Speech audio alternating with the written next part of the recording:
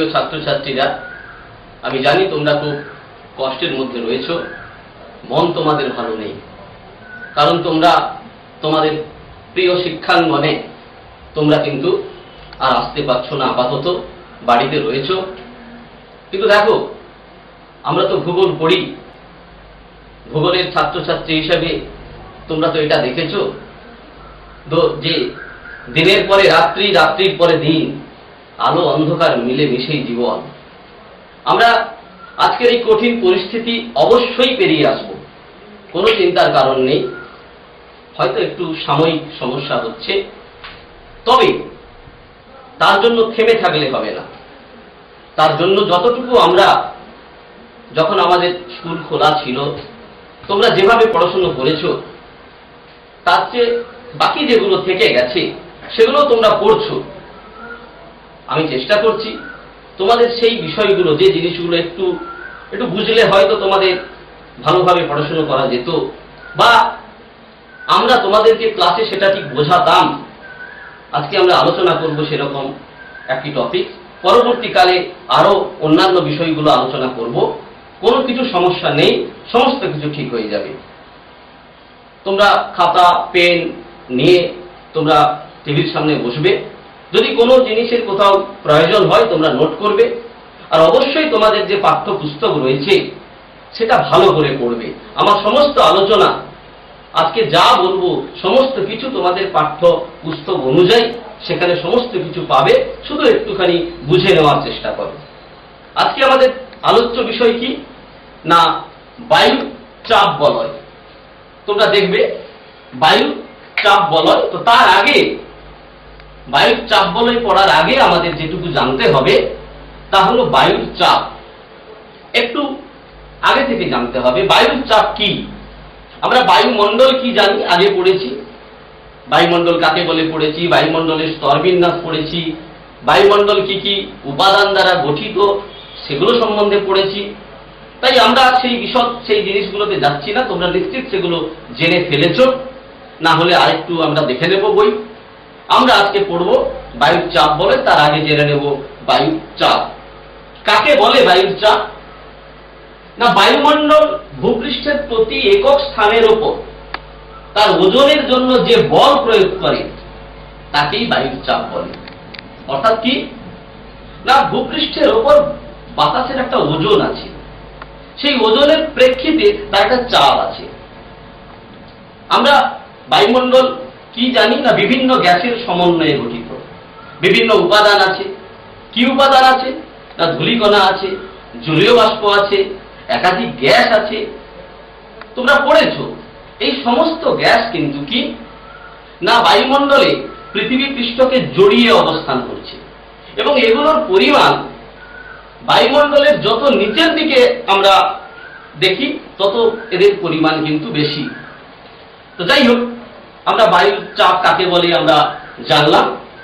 এই বায়ুর চাপ কাকে বলে এই বিষয়টাকে আরেকটু উপলব্ধি করতে গেলে আর এর সম্বন্ধে দু চারটা কথা আমাদের জেনে রাখতে হবে।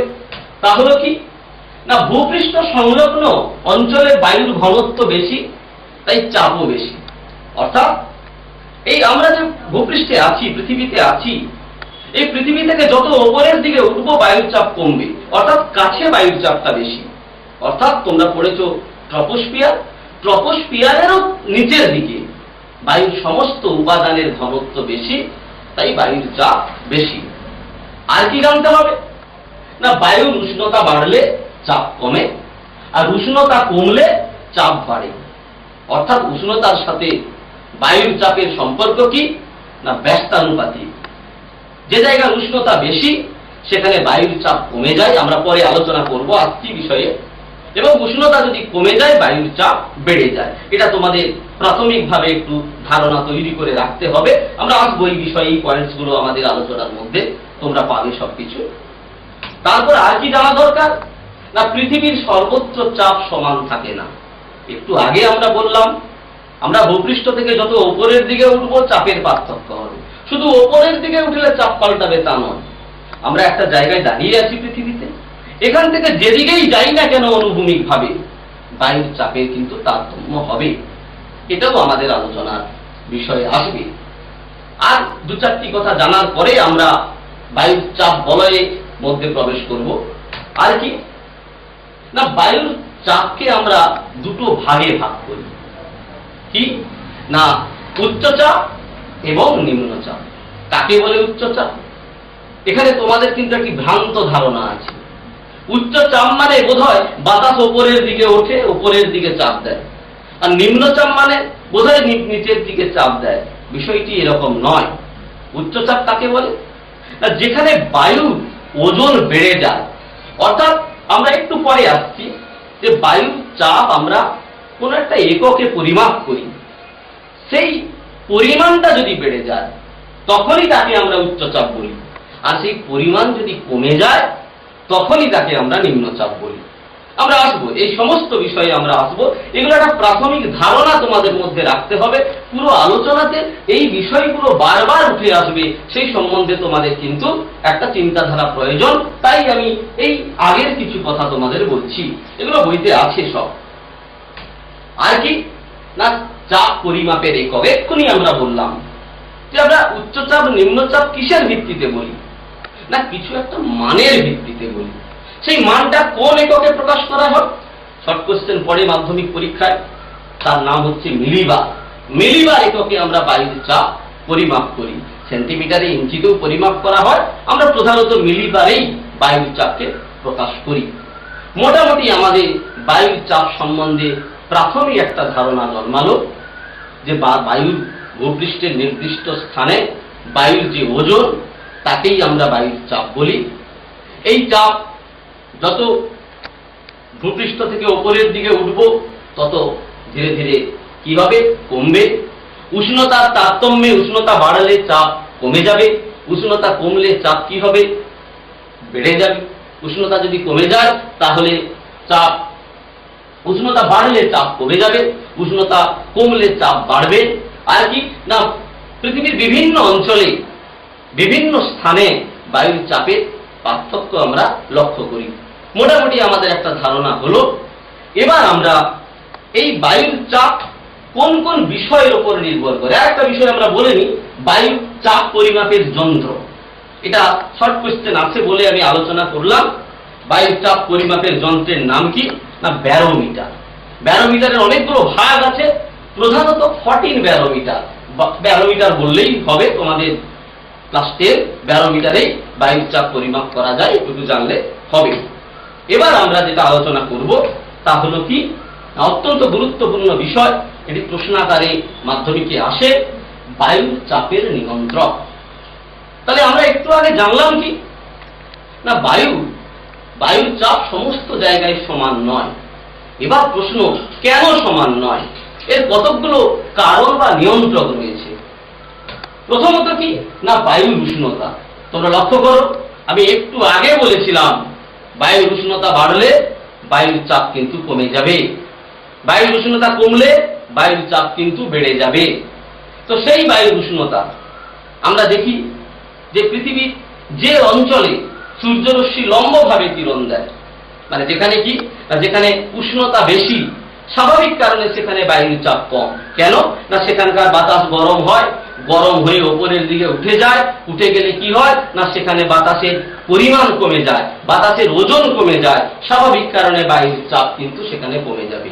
আবার যদি আমরা একটু ঠান্ডার অঞ্চলে চলে যাই, যেখানে উষ্ণতা অতটা বেশি নয়, সূর্যরশ্মি কি হয় না তির্যকভাবে পতিত হয়, সেখানে কি হয় না উষ্ণতা কম থাকার কারণে বায়ুর চাপ অপেক্ষাকৃত বেশি থাকে। তাহলে উষ্ণতা বায়ুর চাপের একটি প্রধান নিয়ন্ত্রক। এরপরে কি আর কি নিয়ন্ত্রক রয়েছে? লক্ষ্য করো, সমুদ্র পৃষ্ঠ থেকে উচ্চতা। এই সমুদ্র পৃষ্ঠ থেকে মানে না, যত আমি একটু আগে আলোচনা করলাম, যত আমরা উপরের দিকে উঠব তত কি হবে না, আস্তে আস্তে বায়ুর ঘনত্ব কমবে, স্বাভাবিক কারণে কি হবে, বায়ুর চাপও কমে যাবে। আর যত উচ্চতায় আমরা নিচের দিকে যাব, সমুদ্র পৃষ্ঠ থেকে যদি আরো কোনো উপত্যকা অঞ্চলে, আমরা দার্জিলিং বেড়াতে গিয়েছি, তোমরা যারা গিয়েছো অনেকে লক্ষ্য করবে যে দার্জিলিং থেকে যখন আমরা উপত্যকাগুলোতে বিভিন্ন জায়গায় যখন গাড়িতে নেমে নেমে অনেকটা তলায় চলে যাই, তোমরা দেখবে কানে তালা পড়ার মতো হয়ে যায়। কেন কি না, ওখানে বায়ুর চাপ বেড়ে যাচ্ছে। আবার যখন আমরা উপরের দিকে উঠি তখন দেখা যায় বায়ুর চাপ অনেকটা কমে যায়। তাহলে সমুদ্রপৃষ্ঠ থেকে উচ্চতা বায়ুর চাপের একটি অন্যতম নিয়ন্ত্রক। তারপর কি? পৃথিবীর আবর্তন। এটা আমরা প্রত্যেকে জানি, পৃথিবী আবর্তন করছে। পৃথিবীর আবর্তনের ফলে একটা কেন্দ্র বহির্মুখী শক্তি কাজ করে। পৃথিবী থেকে সমস্ত কিছু জিনিস ছিটকে বাইরে বেরিয়ে যেতে চায়। আমরা জানি পৃথিবীর আবর্তন সমস্ত জায়গায় সমান নয়, নিরক্ষরেখায় বেশি। যেখানে বেশি সেখানে কি হয় না বাতাস ছিটকে বাইরের দিকে বেরিয়ে যায়, ফলে সেখানে বায়ুর চাপ স্বাভাবিকভাবে অনেকটা কম অনুভূত হয়। আবার কি হয় না পৃথিবীর আবর্তন বেগ যেখানে অপেক্ষাকৃত কম, মেরু অঞ্চলের দিকে, সেখানে বায়ুর চাপ বেশি। অর্থাৎ এই যে পৃথিবী ঘুরছে এর দ্বারাও কিন্তু বায়ুর চাপের তারতম্য পরিলক্ষিত হয়। আর কি? স্থলভাগ ও জলভাগের বন্টন অত্যন্ত গুরুত্বপূর্ণ বিষয়। আমরা পরে আসবো। যেখানে জলভাগের পরিমাণ বেশি সেখানে যদি সূর্যরশ্মি লম্বভাবে পতিত হয় কি হয় না সেখানে উষ্ণতার ফলে জলীয় বাষ্প উৎপন্ন হয়। আর বিশুদ্ধ বায়ুর চেয়ে জলীয় বাষ্পপূর্ণ বায়ু কিন্তু হালকা। তাহলে স্বাভাবিকভাবে যেখানে জলভাগ বেশি সেখানে কি হয় না বাতাস হালকা হয়ে উপরে উঠে যায়, ফলে বায়ুর চাপ কমবে না বাড়বে? কমে যাবে। তাই যেখানে জলভাগ বেশি, যে অঞ্চলে জলভাগ বেশি সেখানে বায়ুর চাপ কিন্তু অপেক্ষাকৃত কম। ঠিক উল্টোটা, যেখানে জলভাগ কম অর্থাৎ স্থলভাগ বেশি রয়েছে সেখানে বায়ুর চাপ অপেক্ষাকৃত বেশি। অর্থাৎ তাই মহাদেশীয় অঞ্চল যেগুলো যেখানে জলভাগ নেই সেই জায়গাগুলো উচ্চ চাপযুক্ত অঞ্চল হিসাবে বিবেচিত হয়। আর কি কি নিয়ন্ত্রক রয়েছে যেটা বায়ুর চাপকে নিয়ন্ত্রিত করে? না স্বাভাবিক উদ্ভিদের বন্টন। এটা কিভাবে করে? এটা পরোক্ষ প্রভাব রয়েছে। এই যে আমরা বললাম যে জলভাগের বন্টন। জলভাগের বন্টন মানে কি না সেখানকার জলীয় বাষ্পপূর্ণ বাতাসটা সেখানে গরম হয়ে জলভাগ যদি বেশি থাকে তাহলে উপরে উঠে যাবে। তাহলে যদি জলীয় বাষ্প বেশি তৈরি হয়, উৎপন্ন হয়, তাহলে সে হালকা হবে এবং উপরে উঠে যাবে এবং চাপ কমাবে। ঠিক স্বাভাবিক উদ্ভিদ যদি কোথাও বেশি থাকে তাহলে সেও কি হয় না প্রস্বেদন প্রক্রিয়ায় প্রচুর পরিমাণে জলীয় বাষ্প উৎপন্ন হয়। ফলে কি হয় না সেই জলীয় বাষ্পপূর্ণ বাতাস ভূপৃষ্ঠের উপরের দিকে উঠে যাবে। ফলে সেই জায়গায় যেখানে উদ্ভিদের পরিমাণ বেশি থাকবে সেখানে বায়ুর চাপ কিন্তু কমে যেতে পারে। আরো আছে বায়ুর চাপের নিয়ন্ত্রণ। কি না অভিকর্ষজ বল। সেটা অনেকটা পৃথিবীর আবর্তনের মতো। অভিকর্ষজ বল পৃথিবীর বিভিন্ন জায়গায় বিভিন্ন রকম। আমরা নিরক্ষীয় অঞ্চল জানি, স্ফীত।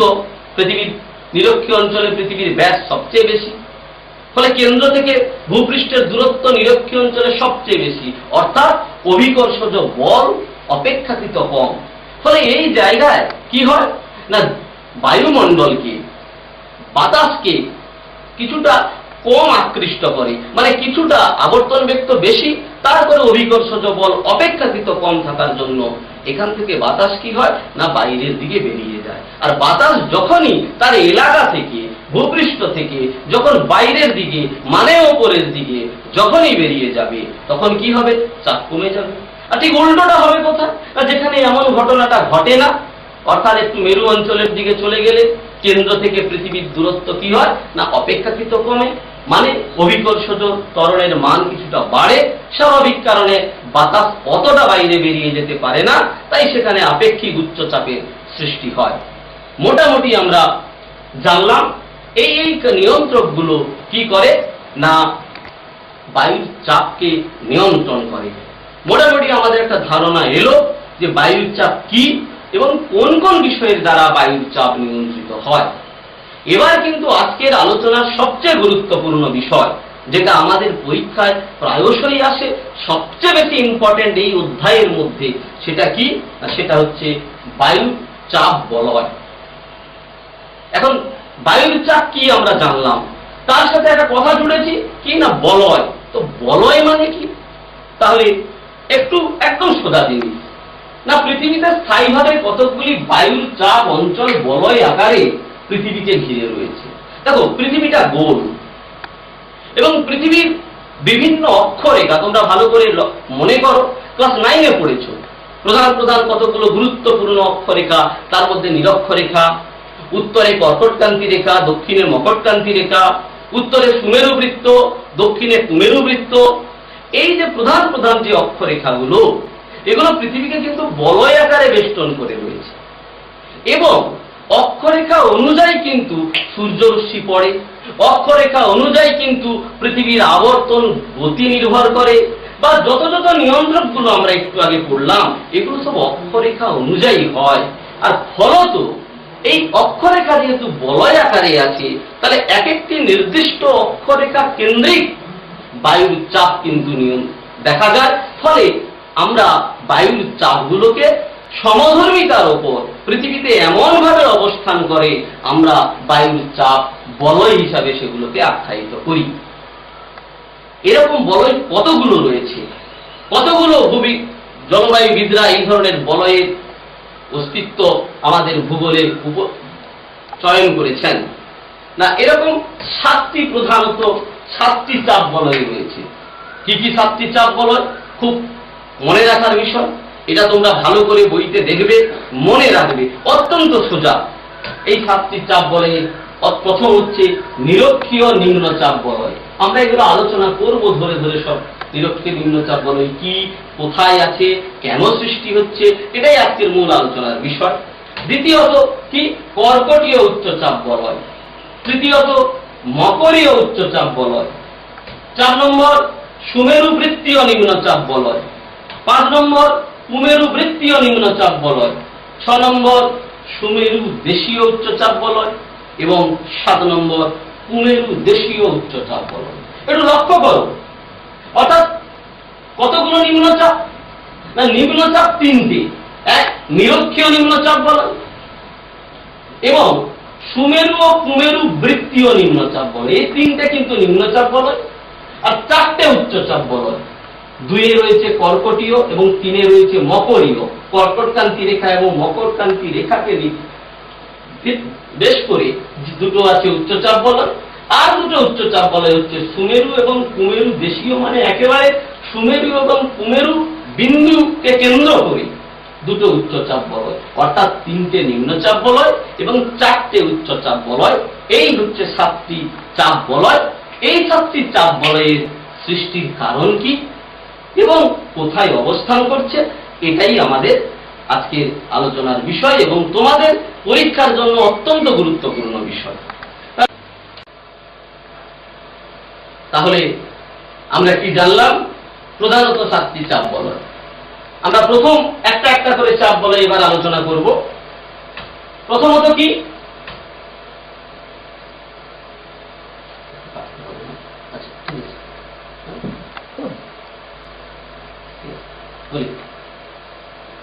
তাহলে এই দেখো 7টি চাপ বলয়, আমরা যেটা এতক্ষণ আলোচনা করলাম তোমরা ছবিতে দেখতে পাচ্ছ, আমি এটা বোর্ডে একে একে বোঝাবো।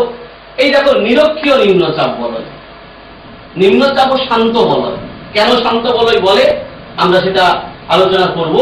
এটি হচ্ছে নিরক্ষীয় নিম্নচাপ বলয়। কত না, এটা নিরক্ষরেখাকে কেন্দ্র করে। উত্তরে রয়েছে কর্কটীয় উচ্চচাপ বলয়, ঠিক দক্ষিণে মকরীয় উচ্চচাপ বলয়, সুমেরু বৃত্ত প্রদেশীয় নিম্নচাপ বলয়, কুমেরু বৃত্ত প্রদেশীয় নিম্নচাপ বলয় এবং সুমেরু দেশীয় উচ্চচাপ বলয় এবং কুমেরু দেশীয় উচ্চচাপ বলয়। এই হচ্ছে আমাদের প্রধানত 7টি চাপ বলয়, যে 7টি চাপ বলয়ের আমি নাম বললাম। এবার আমরা একে একে এক একটি চাপ বলয় সম্বন্ধে আলোচনা করব। প্রথমে এলোকে নিরক্ষীয় নিম্নচাপ বলয়। এই নিরক্ষীয় নিম্নচাপ বলয়ের অবস্থান কোথায় আমরা একটু আগেই ছবিতে দেখলাম। কোথায় না, নিরক্ষরেখার উভয় পাশে 5 ডিগ্রি থেকে 10 ডিগ্রি অক্ষরেখার মধ্যবর্তী অঞ্চলে। অর্থাৎ কোন জায়গায় দেখো, একটু বোর্ডের দিকে তোমরা যদি লক্ষ্য করো, এটা পৃথিবী।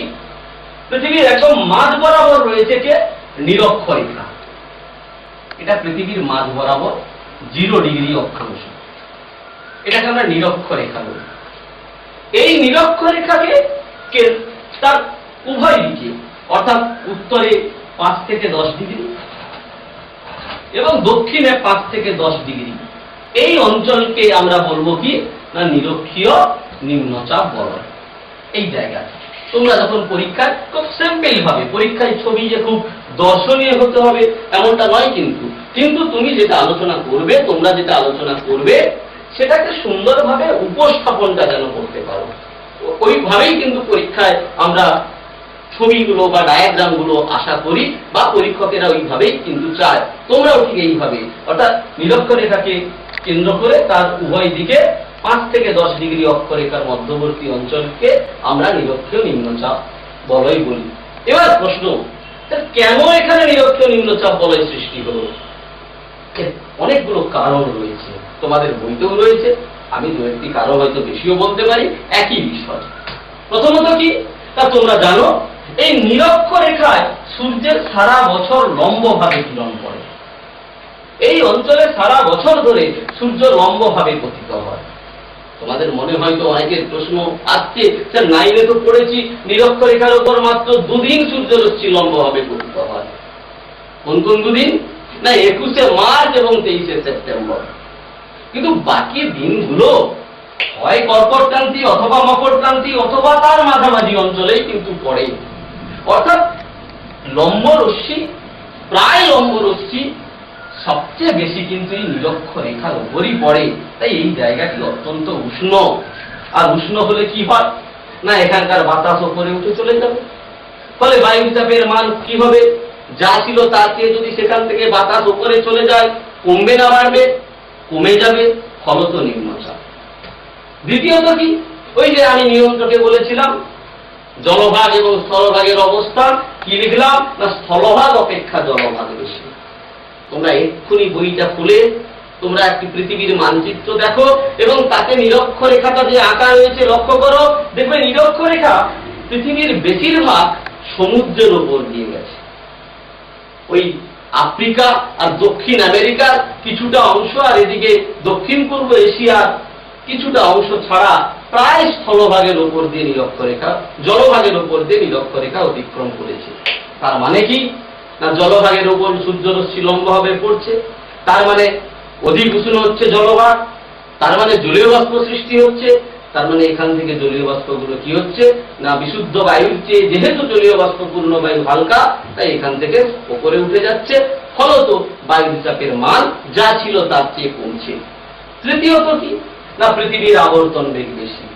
তোমরা জানো ক্লাস 9 থেকে পড়েছো যে নিরক্ষরেখায় পৃথিবীর আবর্তন বেগ সবচেয়ে বেশি, প্রায় ঘন্টায় 1670 কিলোমিটার, সবচেয়ে বেশি। তার মানে এখানে একটি কেন্দ্র বহির্মুখী শক্তি কাজ করছে, ফলত এই অঞ্চলের যে বাতাস সেটা এমনিতেই হালকা জলীয় বাষ্পপূর্ণ, তার উপর আবর্তন বেগ বেশি, ফলে কি হচ্ছে না ছিটকে বাইরের দিকে বেরিয়ে যাচ্ছে, ফলত নিম্নচাপ বলয় সৃষ্টি হচ্ছে।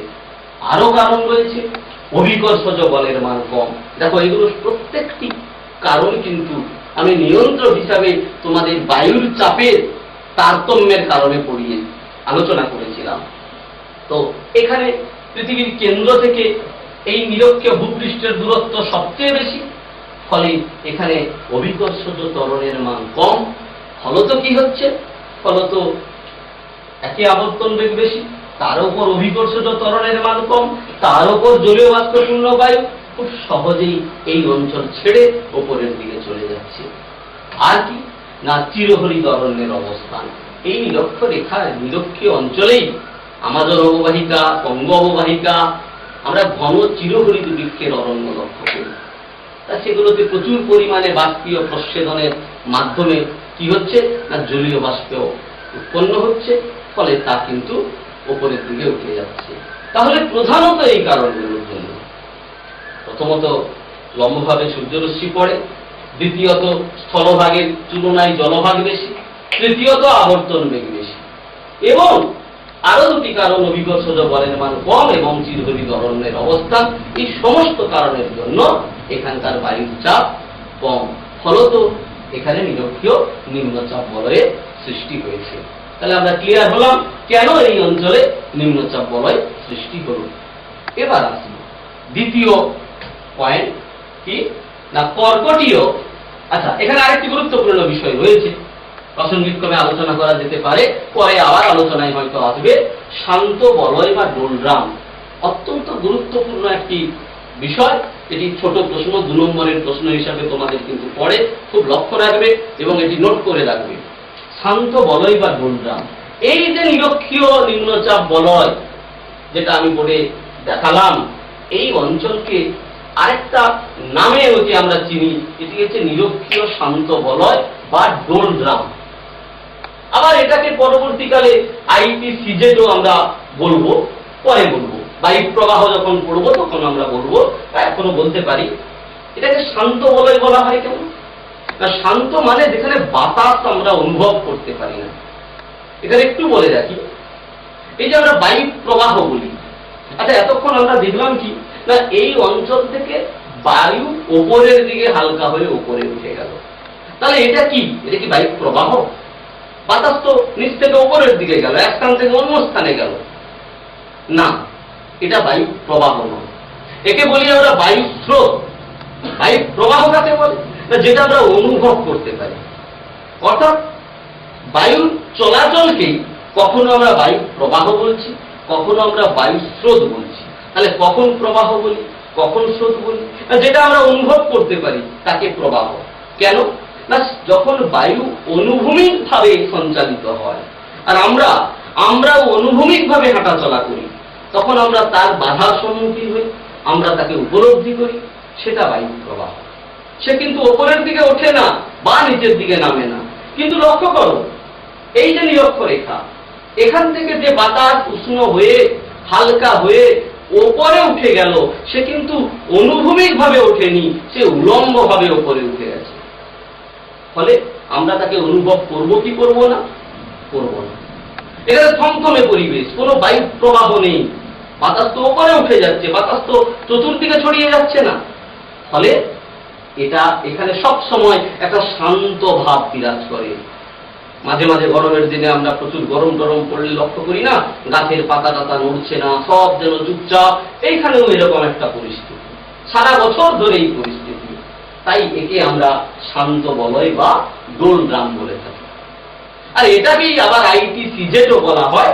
আমরা পরবর্তীকালে আলোচনায় আসবো। এই যে ছবিতে আমি দেখালাম, IPCZ, এই যে উত্তর পূর্ব আয়নবায়ু এবং দক্ষিণ পূর্ব আয়নবায়ু এখানে মিলিত হয়, ইন্টার ট্রপিক্যাল কনভার্জেন্স জোন। এটা আমি এই আলোচনা প্রসঙ্গে ছবিটা তোমাদের সামনে তুলে ধরলাম, কিন্তু মনে রাখবে এটা আমরা কিন্তু পরবর্তীকালে করব। এরপরে দ্বিতীয়ত কি না, কর্কটীয় মকরীয় উচ্চচাপ বলে। আমি একসাথে দুটো আলোচনা করছি। কর্কটীয় মানে কি না, উত্তর গোলার্ধের 23.5 ডিগ্রি উত্তর অক্ষাংশে যে অক্ষরেখা রয়েছে সেটা কর্কটক্রান্তি রেখা, এবং দক্ষিণ গোলার্ধে 23.5 ডিগ্রি দক্ষিণ অক্ষরেখার নাম মকরক্রান্তি রেখা। এই দুটো অক্ষরেখাকে নির্ভর করে যে দুটো চাপ তৈরি হয়েছে তাদেরকে আমরা বলছি কর্কটীয় এবং মকরীয় উচ্চচাপ বলয়। লক্ষ্য করো, এখানে সাপোজ এটা হচ্ছে 23.5 ডিগ্রি উত্তর অক্ষাংশ, 23.5 ডিগ্রি উত্তর অক্ষাংশ কর্কটক্রান্তি রেখা, এটা 23.5 ডিগ্রি দক্ষিণ অক্ষাংশ, এটার নাম মকরক্রান্তি রেখা। এই দুটো অঞ্চলে কি চাপ তৈরি হয়েছে না, উচ্চচাপ। একে কেন্দ্র করে এর দুদিকে কিছুটা অংশ আমি একটা রেখা বরাবর তো চাপ বলয় সৃষ্টি হবে না, একটা অঞ্চল বরাবর চাপ বলয় সৃষ্টি হবে। এই অঞ্চল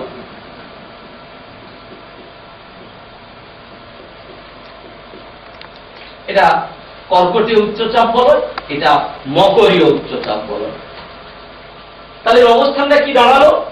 এর অবস্থান হলো উভয় গোলার্ধে 25 থেকে 30 ডিগ্রি অক্ষরেখার মধ্যবর্তী অঞ্চলকে, অর্থাৎ 23.5 ডিগ্রিকে বেস করে 25 থেকে 30 ডিগ্রি একটা রাউন্ডে বলা হয়। এটাকে বলা হচ্ছে কর্কটীয় উচ্চচাপ বলয়, এটা মকরীয় উচ্চচাপ বলয়। এবার প্রশ্ন যাচ্ছে, তাহলে এই দুটোতে কেন উচ্চচাপ বলয় সৃষ্টি হলো? সুনির্দিষ্ট কিছু কারণ রয়েছে। কি কারণ? প্রথমত, খুব ভালো করে মন দিয়ে অনুধাবন করো, এই যে নিরক্ষরেখা থেকে যে বাতাস ওপরে হালকা হয়ে ওপরের দিকে উঠে গিয়েছিল, সে তো ওপরে গিয়ে তার থাকার জায়গা নেই। সে যত ওপরে উঠেছে কি হয়েছে? গরম হয়েছে না ঠান্ডা হয়েছে? আস্তে আস্তে শীতল হয়েছে, ঠান্ডা হয়েছে।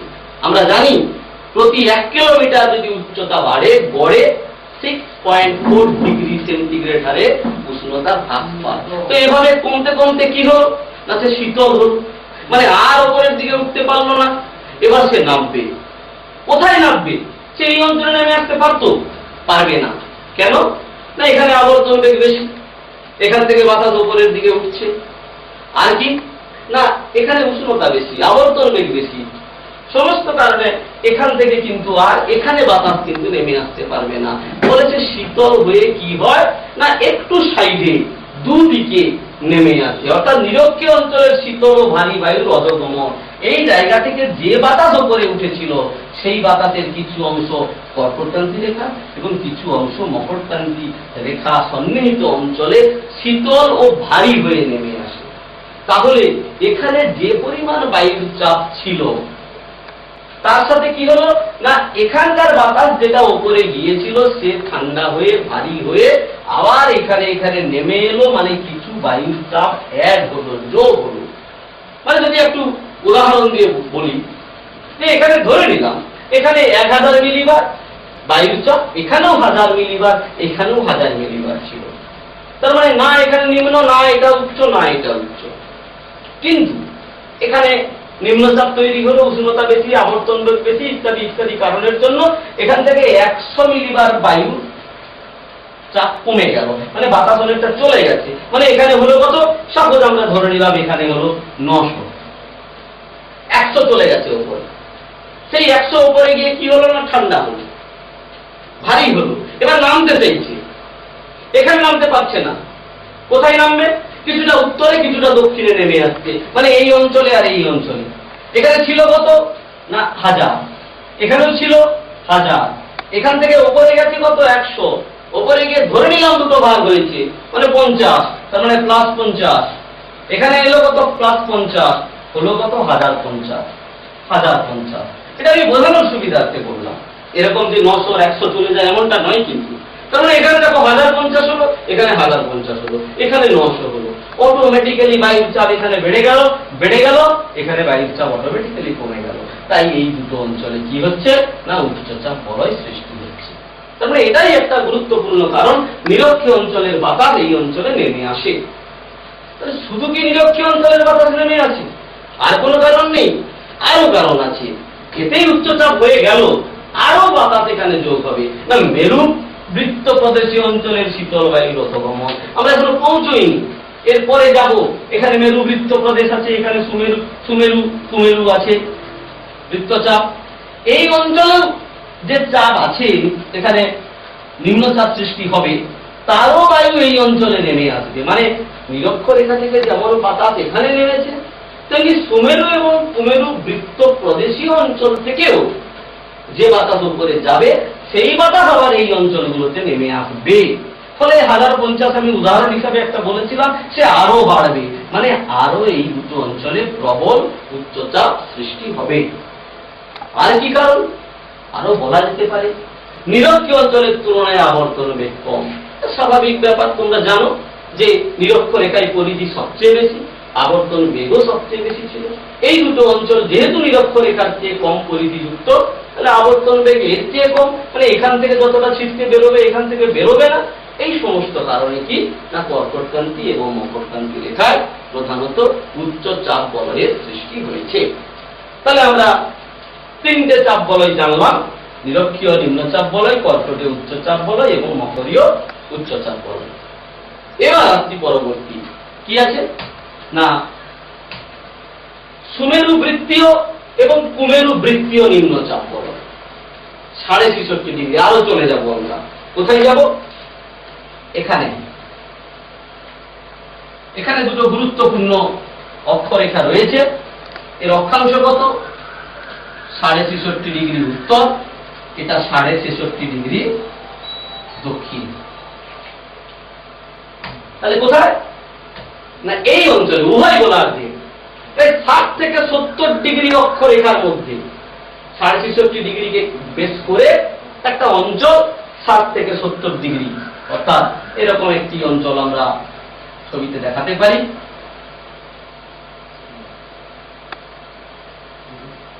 এই অঞ্চলে কি হয়েছে না দুটো নিম্নচাপ বলয়ের সৃষ্টি হয়েছে। এর নাম হচ্ছে সুমেরু বৃত্ত প্রদেশীয় বৃত্তীয় নিম্নচাপ বলয় এবং এটা কুমেরু বৃত্তীয় নিম্নচাপ বলয়। একইভাবে প্রশ্ন যে হঠাৎ করে এখানে উচ্চচাপ তো হয়েছিল, আবার কেন নিম্নচাপ তৈরি হয়ে গেল? এরও কতগুলো কারণ রয়েছে। কি কি কারণ না ক্রান্তীয় অঞ্চলের তুলনায় কোরিওলিস বল অধিক। মানে ক্রান্তীয় অঞ্চল মানে এই দুটো অঞ্চল 23.5 ডিগ্রি উত্তর বা দক্ষিণ, এই দুটো অঞ্চলকে আমরা ক্রান্তীয় অঞ্চল বলি। এই দুটো অঞ্চলের তুলনায় কোরিওলিস বল বেশি, ফলত এখানকার বাতাস কিন্তু ছিটকে বাইরে বেরিয়ে যাচ্ছে। তার মানে বাতাস এই অঞ্চল থেকে বেরিয়ে যাচ্ছে, মানে বাতাসের পরিমাণ কমে যাচ্ছে, তার মানে নিম্নচাপ সৃষ্টি হচ্ছে। দ্বিতীয়ত সীমান্ত সৃষ্টির ফলে বায়ুর ঊর্ধ্বগমন। এটা খুব দারুণ জিনিস। কি না এই দেখো, এটা যদি পৃথিবী হয়, এখানে মেরু আছে বা এখানে, আর এদিকে কি আছে না এদিকে রয়েছে ক্রান্তীয় অঞ্চল, মানে এটা 90 ডিগ্রি, এদিকে 23.5 ডিগ্রি। এটা হচ্ছে একদম হিমমণ্ডলের অংশ আর এটা উষ্ণমণ্ডলের অংশ, ফলে এটা হচ্ছে অন্তর্বর্তী অঞ্চল, এই যে দুটো জায়গা। ফলে এদিক থেকে কে আসে না এদিক থেকে শীতল বায়ু আসে, আর এদিক থেকে কে যায় না এদিক থেকে অপেক্ষাকৃত উষ্ণ বায়ু যায়। একইভাবে এদিক থেকে শীতল বায়ু, এদিক থেকে অপেক্ষাকৃত উষ্ণ বায়ু। তাহলে দুটো ভিন্ন ধর্মী বায়ুপুঞ্জ এক জায়গায় গিয়ে জড়ো হচ্ছে, ফলে এটা কনভার্জেন্স হবে না। কনভার্জেন্স কখন হয়? সম্মিলন কখন হয় না যখন সমধর্মী দুটো বায়ুপুঞ্জ কোন একটা জায়গায় মিলিত হবে। আর এখানে একদিক থেকে ঠান্ডা, একদিক থেকে গরম, ফলে সীমান্ত বরাবর কি হবে না বায়ু ওপরের দিকে উঠে যাবে। তার মানে সেই একই কনসেপ্ট, বায়ু নিচ থেকে ওপরে উঠলেই ওখানে নিম্নচাপ। এটাই আমাদের মূল বিষয়। কিন্তু যে কারণেই উঠুক, গরম হয়ে উঠুক, প্রচ্ছেদন প্রক্রিয়ায় উঠুক, আবর্তনের বেগে ছিটকে যাক, বা সীমান্ত সৃষ্টির ফলে উপরের দিকে উঠে যাক, ভূপৃষ্ঠ সংলগ্ন অঞ্চল থেকে যখনই উপরের দিকে উঠে যাচ্ছে তখনই এখানে বায়ুর পরিমাণ কমে যাচ্ছে, ফলত এখানে নিম্নচাপ সৃষ্টি হচ্ছে। প্রধানত এই কারণ। আর একটা কি উষ্ণ সমুদ্র স্রোতের প্রভাব। এই অঞ্চলগুলো থেকে, ক্রান্তীয় অঞ্চল থেকে অনেক সময় সমুদ্র স্রোত যাচ্ছে এদিকে যাওয়ার ফলে কি হচ্ছে এই জায়গার উষ্ণতাগুলোকে বাড়িয়ে দিচ্ছে। ক্রান্তীয় অঞ্চল থেকে যখন সুমেরু এবং কুমেরু বৃত্ত প্রদেশীয় অঞ্চলের দিকে উষ্ণ সমুদ্র স্রোত প্রবেশ করে, তখন সামগ্রিকভাবে সেই অঞ্চলের উষ্ণতাকে কিছুটা বাড়িয়ে তোলে। তার ফলে সেখানকার জলীয় বাষ্পপূর্ণ বায়ু উপরের দিকে উঠে যায়, ফলত নিম্নচাপ সৃষ্টি হয়। প্রধানত এই তিনটে কারণে সুমেরু এবং কুমেরু বৃত্ত প্রদেশীয় অঞ্চলে দুটো নিম্নচাপ সৃষ্টি হলো। তাহলে আমরা 5 পর্যন্ত চলে গেলাম। নিরক্ষীয় নিম্নচাপ বলয়, কর্কটীয় মকরীয় উচ্চচাপ বলয়, সুমেরু এবং কুমেরীয় বৃত্তীয় নিম্নচাপ বলয়। এবার একেবারে আমরা শেষ দুটো যে চাপ বলয় রয়েছে খুব সহজ, সেগুলো হচ্ছে একেবারে সুমেরু এবং কুমেরু দেশীয় উচ্চচাপ বলয়। একেবারে 90 ডিগ্রি উত্তর অথবা এখানে 90 ডিগ্রি দক্ষিণ, এই দুটো অঞ্চলে কি হয়েছে না দুটো উচ্চচাপ বলয় সৃষ্টি হয়েছে। কেন সৃষ্টি হয়েছে? তার এর অবস্থান হচ্ছে কি না দুই মেরু সংলগ্ন অঞ্চল, না একেবারে মেরু সংলগ্ন অঞ্চল। এবার কি না এখানে কেন সৃষ্টি হয়েছে? কারণ কি না সারা বছরই উষ্ণতা কম। খুব সাধারণ কারণ, একেবারে প্রথম এবং গুরুত্বপূর্ণ কারণ। একেবারে মেরু অঞ্চল, সূর্যরশ্মি অতি তির্যক ভাবে পড়ে। আবার এই অঞ্চলগুলোতে কখনো কখনো তো 6 মাস ধরে রাত্রি থাকে, দিন হলেও উষ্ণতা বিশেষ বাড়ে না, ফলে এখানকার সবসময় ঠান্ডা, এখানে গরমের কোনো ঘটনাই ঘটে না, ফলে এখানকার বায়ু কখনোই উষ্ণ হয় না, মানে কখনোই সে উপরের দিকে উঠে যায় না। দ্বিতীয়ত কি না জলীয় বাষ্পর পরিমাণ একেবারেই কম, এখানে জল নেই, যা আছে বরফ রূপে রয়েছে, ফলে জলীয় বাষ্পের পরিমাণ কম। তৃতীয়ত কি না অভিকর্ষজ বলের মান এখানে কি না বেশি অপেক্ষাকৃত, মানে কম লেখা রয়েছে, অভিকর্ষজ বলের মান বেশি। পৃথিবীর কেন্দ্র থেকে মেরু পর্যন্ত কিন্তু দূরত্ব অপেক্ষাকৃত কম, ফলে নিরক্ষীয় অঞ্চলে অভিকর্ষজ বল অনেকটা কম থাকলেও মেরু অঞ্চলে বেশি থাকলেও মেরু অঞ্চলে অভিকর্ষজ বলটা কি হচ্ছে না অনেকটা বেশি হচ্ছে, অভিকর্ষজ বল বেশি, ফলে কি করছে না একে টেনে রাখছে, বাতাসগুলো বাইরে ছিটকে বেরিয়ে যেতে পারছে না। আর কি কারণ?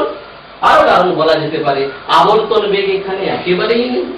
মেরু অঞ্চল আমরা জানি কি না মেরু বিন্দুতে পৃথিবীর কোনো আবর্তন বেগ নেই। তাহলে এখানে এই সমস্ত কারণে একেবারে উত্তর মেরু এবং দক্ষিণ মেরু অঞ্চলকে কেন্দ্র করে প্রধানত এখানে উচ্চচাপ বলয় সৃষ্টি হয়েছে। তাহলে আমরা আমাদের যে মূল আলোচ্য বিষয়, প্রধান প্রধান কটি চাপ বলয় না 7টি। নিরক্ষীয় নিম্নচাপ বলয়, কর্কটীয় মকরীয় উচ্চচাপ বলয়, সুমেরু বৃত্তীয় কুমেরু বৃত্তীয় নিম্নচাপ বলয় এবং সুমেরু এবং কুমেরু দেশীয় উচ্চচাপ বলয় কেন সৃষ্টি হলো প্রধানত আমরা জানলাম। এটা হচ্ছে আজকের প্রধান আলোচ্য বিষয়। তবে একে কেন্দ্র করে বেশ কিছু গুরুত্বপূর্ণ প্রশ্ন রয়েছে মূল আলোচনার মধ্যে আমরা আলোচনা করছি। তাহলে এই চাপ বলয় আমাদের মোটামুটি একটা পরিষ্কার ধারণা হলো। তাহলে আমরা চাপ বলয় সম্বন্ধে জানলাম। এবার আমাদের একটি গুরুত্বপূর্ণ বিষয় কিন্তু তোমাদের বইতেও আছে, ঠিক দেখবে, এই চাপ বলয়ের স্থান পরিবর্তন। এতক্ষণ আমরা কিন্তু এই যে 7টা চাপ বলয় পড়ালাম এদেরকে স্থায়ী চাপ বলয় বলে কিন্তু আমরা বলে গেলাম, দেখবে বইতেও লেখা রয়েছে। কিন্তু তার পরক্ষণেই আবার বইতে দেখবে চাপ বলয়ের স্থান পরিবর্তন, চাপ বলয়ের স্থান পরিবর্তন। অর্থাৎ আমরা এই যে চাপ বলয় পড়লাম, 7টা চাপ বলয়, আমরা কিন্তু পড়ার সময় বলে গেলাম স্থায়ী চাপ বলয়, স্থায়ী শব্দটি ব্যবহার করেছি। কিন্তু আবার এখন বলছি কিনা চাপ বলয়ের স্থান পরিবর্তন, তারপরে স্থায়ী নয়, চাপ বলয় কিন্তু স্থায়ী নয়। একটু কখনো কখনো চাপ বলয় উত্তরে সরে যায়, সমস্ত চাপ বলয়, আবার কখনো কখনো চাপ বলয়গুলো দক্ষিণে সরে আসে। কেন? এর প্রধান কারণ হলো সূর্যের উত্তরায়ণ এবং দক্ষিণায়ন। সেটা কি আমরা ক্লাস 9-এ পড়েছিলাম। উত্তরায়ণ মানে সূর্যের লম্ব রশ্মিগুলো কিছুটা পৃথিবীর নিরক্ষরেখার উত্তর দিকে এগিয়ে এগিয়ে পড়ে এবং উত্তরায়ণের শেষ দিন হচ্ছে যেদিন কর্কটক্রান্তি রেখার উপর লম্বভাবে সূর্য কিরণ দেয়, কর্কট সংক্রান্তিতে। আবার দক্ষিণায়নের শেষ দিন হচ্ছে যেদিন সূর্য মকরক্রান্তি রেখার উপর লম্বভাবে কিরণ দেয় বা মকর সংক্রান্তিতে। আমি ওই সমস্ত বিষয়ে যাচ্ছি না। প্রধানত এই উত্তরায়ণ যখন চলে তখন আমরা যে এতক্ষণ বলে এসেছি যে নিরক্ষরেখার উপর সূর্যরশ্মি লম্বভাবে কিরণ দেয়, নিরক্ষরেখার উপর সবসময় লম্বভাবে পড়ে না। উত্তরায়ণ চলাকালে কিছু সময়ে কি হয়, লম্ব রশ্মি নিরক্ষরেখার উত্তর দিকে লম্বভাবে পড়ে। তো স্বাভাবিক কারণে তখন ম্যাক্সিমাম তাপ, যেটা তাপ বেশি তাপ নিরক্ষরেখায় না পড়ে কিছুটা উত্তর দিকে পড়ে, অর্থাৎ তাপ বিষুব রেখা। আমি একটা শব্দ ব্যবহার করলাম, খেয়াল করবে, তাপ বিষুব রেখা, হিট ইকুয়েটর। বিষুব রেখা বলতে তো আমরা নিরক্ষরেখাকে বুঝি, কিন্তু তাপ বিষুব রেখা, তাপ বিষুব রেখা কাকে বলে না যে জায়গায় সবচেয়ে বেশি পরিমাণে তাপ পড়বে সূর্যের লম্ব রশ্মির ফলে, সেই জায়গাগুলোকে যে কাল্পনিক রেখা দ্বারা যুক্ত করব তার নাম তাপ বিষুব রেখা। সেই তাপ বিষুব রেখা এই ভৌগোলিক বিষুব রেখার কিছুটা উত্তরে সরে চলে যায়। অর্থাৎ আমরা বলেছিলাম কি যে নিরক্ষরেখার উপর সূর্যরশ্মি লম্বভাবে পড়ে, ফলত নিরক্ষীয় নিম্নচাপ বলয় সৃষ্টি হয়, আর এর উপর ভিত্তি করে বাকি বাকি চাপ বলয়গুলো যে যার জায়গায় জায়গায় সৃষ্টি হয়েছে। কিন্তু যখনই লম্বরশ্মি নিরক্ষরেখা ছাড়িয়ে কিছুটা উত্তর দিকে পড়ে, অর্থাৎ তাপ বিষুব রেখা, অর্থাৎ তাপ বিষুব রেখা যখন ভৌগোলিক বিষুব রেখা উত্তরে অবস্থান করছে, তখন সমস্ত চাপ বলয়গুলো কি হচ্ছে না কিছুটা উত্তর দিকে সরে যাচ্ছে। আবার উল্টোটা যখন হচ্ছে, যখন দক্ষিণায়ন চলে, অর্থাৎ সূর্যের লম্ব রশ্মি যখন নিরক্ষরেখা থেকে দক্ষিণে লম্বভাবে কিরণ দেয়, অর্থাৎ তাপ বিষুব রেখা নিরক্ষরেখার দক্ষিণে অবস্থান করে, তখন সমস্ত চাপ বলয়গুলো কিছুটা তার অরিজিনাল অবস্থান থেকে দক্ষিণে সরে যায়। অর্থাৎ সোজা কথা, সূর্যের উত্তরায়ণের সময় চাপ বলয়গুলো কিছুটা উত্তরে সরে যায়, আবার যখন দক্ষিণায়ন চলে তখন চাপ বলয়গুলো কিছুটা দক্ষিণ দিকে সরে আসে। এই হলো চাপ বলয়ের স্থান পরিবর্তনের প্রকৃত কারণ। তবে এর কতগুলো বৈশিষ্ট্য আছে। এই যে স্থান পরিবর্তন হচ্ছে, এই স্থান পরিবর্তন কিন্তু সমস্ত চাপ বলয়গুলো কিন্তু সমানভাবে করে না। অর্থাৎ নিম্ন অক্ষাংশীয় অঞ্চলে, অর্থাৎ নিরক্ষরেখা, নিরক্ষীয় নিম্ন চাপ বলয় যতটা স্থান পরিবর্তন করবে, উচ্চ অক্ষাংশীয় অঞ্চলে যে চাপ বলয়গুলো রয়েছে ঠিক ততটা স্থান পরিবর্তন করে না। অর্থাৎ নিম্ন অক্ষাংশীয় চাপ বলয়গুলো একটু বেশি বেশি উত্তর বা দক্ষিণে সরে যায়, কিন্তু উচ্চ অক্ষাংশীয় অর্থাৎ সুমেরু বৃত্ত প্রদেশীয় যে নিম্নচাপ বলয় বা কুমেরু বৃত্ত প্রদেশীয় নিম্নচাপ বলয় বা কুমেরু উচ্চচাপ বলয়, এরা কিন্তু অতটা স্থান পরিবর্তন করে না। এটা একটা গুরুত্বপূর্ণ পয়েন্ট। এবং আর একটি গুরুত্বপূর্ণ বিষয় রয়েছে যে উত্তর গোলার্ধের চাপ বলয়গুলো যতটা স্থান পরিবর্তন করে উত্তরায়ণের সময়, দক্ষিণ গোলার্ধের চাপ বলয়গুলো কিন্তু ততটা স্থান পরিবর্তন করে না। তার কারণ হচ্ছে এই যে উত্তরায়ণের সময়টা দক্ষিণায়নের সময় চেয়ে প্রায় 9 দিন বেশি। আমরা হিসাব করলে দেখব, আমি উত্তরায়ণ দক্ষিণায়নের বিষয় আলোচনায় যাচ্ছি না। আবার স্থলভাগ বেশি, দক্ষিণে জলভাগ বেশি, ফলে স্থলভাগের তাপমাত্রার যে ভেরিয়েশন, পরিবর্তন একটু বেশি পরিমাণে পরিবর্তন হয়। ফলে উত্তর গোলার্ধে এই চাপ বলয়গুলো যতটা পরিমাণে তার স্থানটা পরিবর্তন করছে ততটা দক্ষিণ গোলার্ধ করে না। কিন্তু ঋতু পরিবর্তনের সাথে সাথে, উত্তরায়ণ দক্ষিণায়নের সাথে সাথে, গ্রীষ্মকাল এবং শীতকালের সাথে সাথে চাপ বলয়গুলো কিন্তু স্থান পরিবর্তন করে। এটা তোমরা ভালোভাবে একটু বই থেকে দেখে নেবে, প্রয়োজনে এর জন্য একটা ডায়াগ্রাম আছে বইতে, সেটা দেবে। বড় প্রশ্ন আসে না, 2 নম্বর 3 নম্বরের প্রশ্ন আসতে পারে, এটি গুরুত্বপূর্ণ বিষয়। তাহলে আমরা চাপ বলয় পড়লাম, চাপ বলয়ের স্থান পরিবর্তনও পড়লাম। এবার কি, এই চাপ বলয় সংশ্লিষ্ট বোধহয় সবচেয়ে গুরুত্বপূর্ণ বিষয় যেটা মাধ্যমিক পরীক্ষার জন্য, সেটা কি না, নিয়ত বায়ুর সাথে চাপ বলয়ের সম্পর্ক। আমাকে অনেকেই এই প্রশ্ন আজকে পড়ানোর আগে আমাদের যে হোয়াটসঅ্যাপ নম্বর দেওয়া রয়েছে তাতে কিন্তু অনেকেই আমাকে এই প্রশ্নটি পাঠিয়েছে, বা কেউ কেউ ফোনেও আমাকে এই প্রশ্নটা আলোচনা করার জন্য বলেছে। এটি বোধহয় আজকের যে আলোচনা বা এই বায়ুমণ্ডল বলে যে অধ্যায় মাধ্যমিকে সবচেয়ে বেশি এই প্রশ্নটি পরীক্ষায় পড়ে। আর এটি ভালো করে জানার জন্যই আমার চাপ বলয় ভালো করে বুঝতে হবে। আগে আমরা বুঝলাম, আশা করি তোমরা বুঝতে পেরেছ চাপ বলয়গুলো কেন সৃষ্টি হচ্ছে, কি হচ্ছে আমরা বুঝেছি। তো চাপ বলয়ের সাথে নিয়ত বায়ুর সম্পর্ক, তো নিয়ত বায়ু কি সেটা তো পড়া হলো না। আমরা বায়ু প্রবাহের শ্রেণী বিভাগ, বায়ু প্রবাহকে কভাগে ভাগ করা যায়, বিশদ আলোচনা না করলেও এই নিয়ত বায়ু শব্দটি যেহেতু এসে গেছে, তো স্বাভাবিক কারণে আমাকে একটুখানি বলতে হয় যে বায়ু প্রবাহকে আমরা অনেকগুলো ভাগে ভাগ করি, 4 ভাগে প্রধানত ভাগ করেছি। পরবর্তী কোনো ক্লাসে আমরা আলোচনা করব নিশ্চিতভাবে। নিয়ত বায়ু, তারপর রয়েছে আকস্মিক বায়ু, স্থানীয় বায়ু, সাময়িক বায়ু, এই সমস্ত বায়ু প্রবাহ রয়েছে। তো আমরা নিয়ত বায়ু সম্পর্কে একটু জেনে নেব। নিয়ত বায়ু কাকে বলে না, সারা বছর নিয়মিতভাবে নির্দিষ্ট দিক থেকে নির্দিষ্ট দিকে যে বায়ু প্রবাহিত হয় তাকে নিয়ত বায়ু বলে। একটা কথা কিন্তু তোমরা অনুধাবন করো, এই বায়ু প্রবাহের কারণ কি?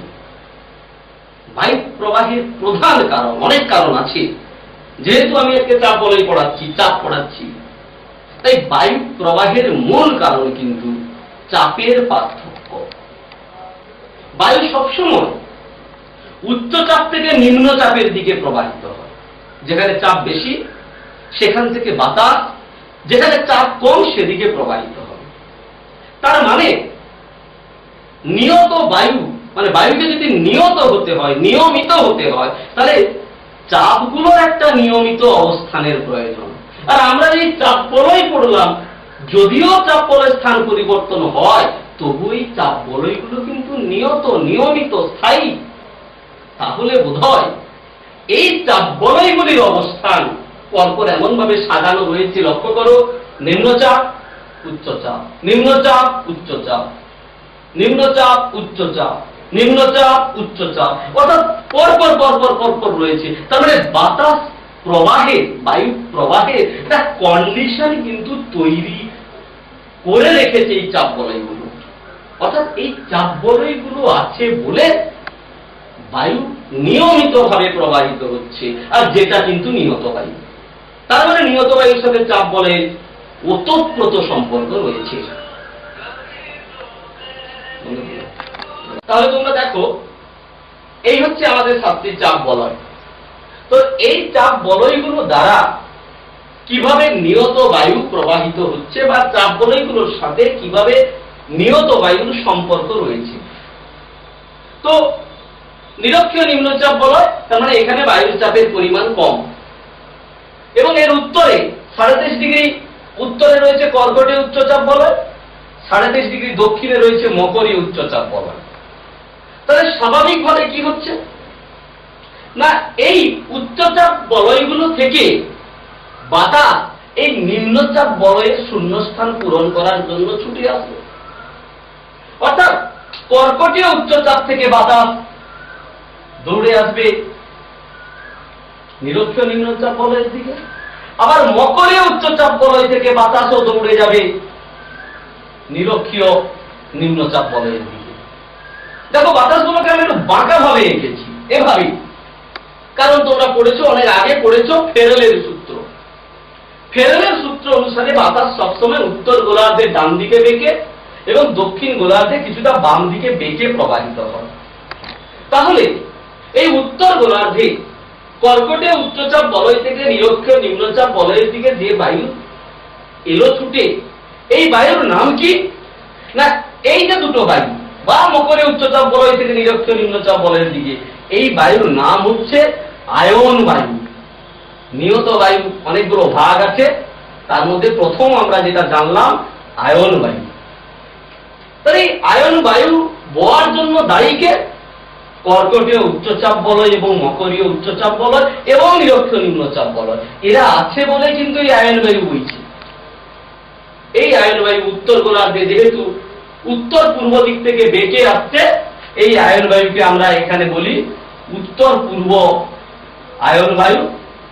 আর দক্ষিণ গোলার্ধে যেহেতু এটা দক্ষিণ এবং পূর্ব দিক থেকে বেঁকে যাচ্ছে, এর নাম হচ্ছে দক্ষিণ পূর্ব আয়ন বায়ু, পূবালী বায়ু বলি আমরা। আয়ন বায়ুর আরেক নাম পূবালী বায়ু।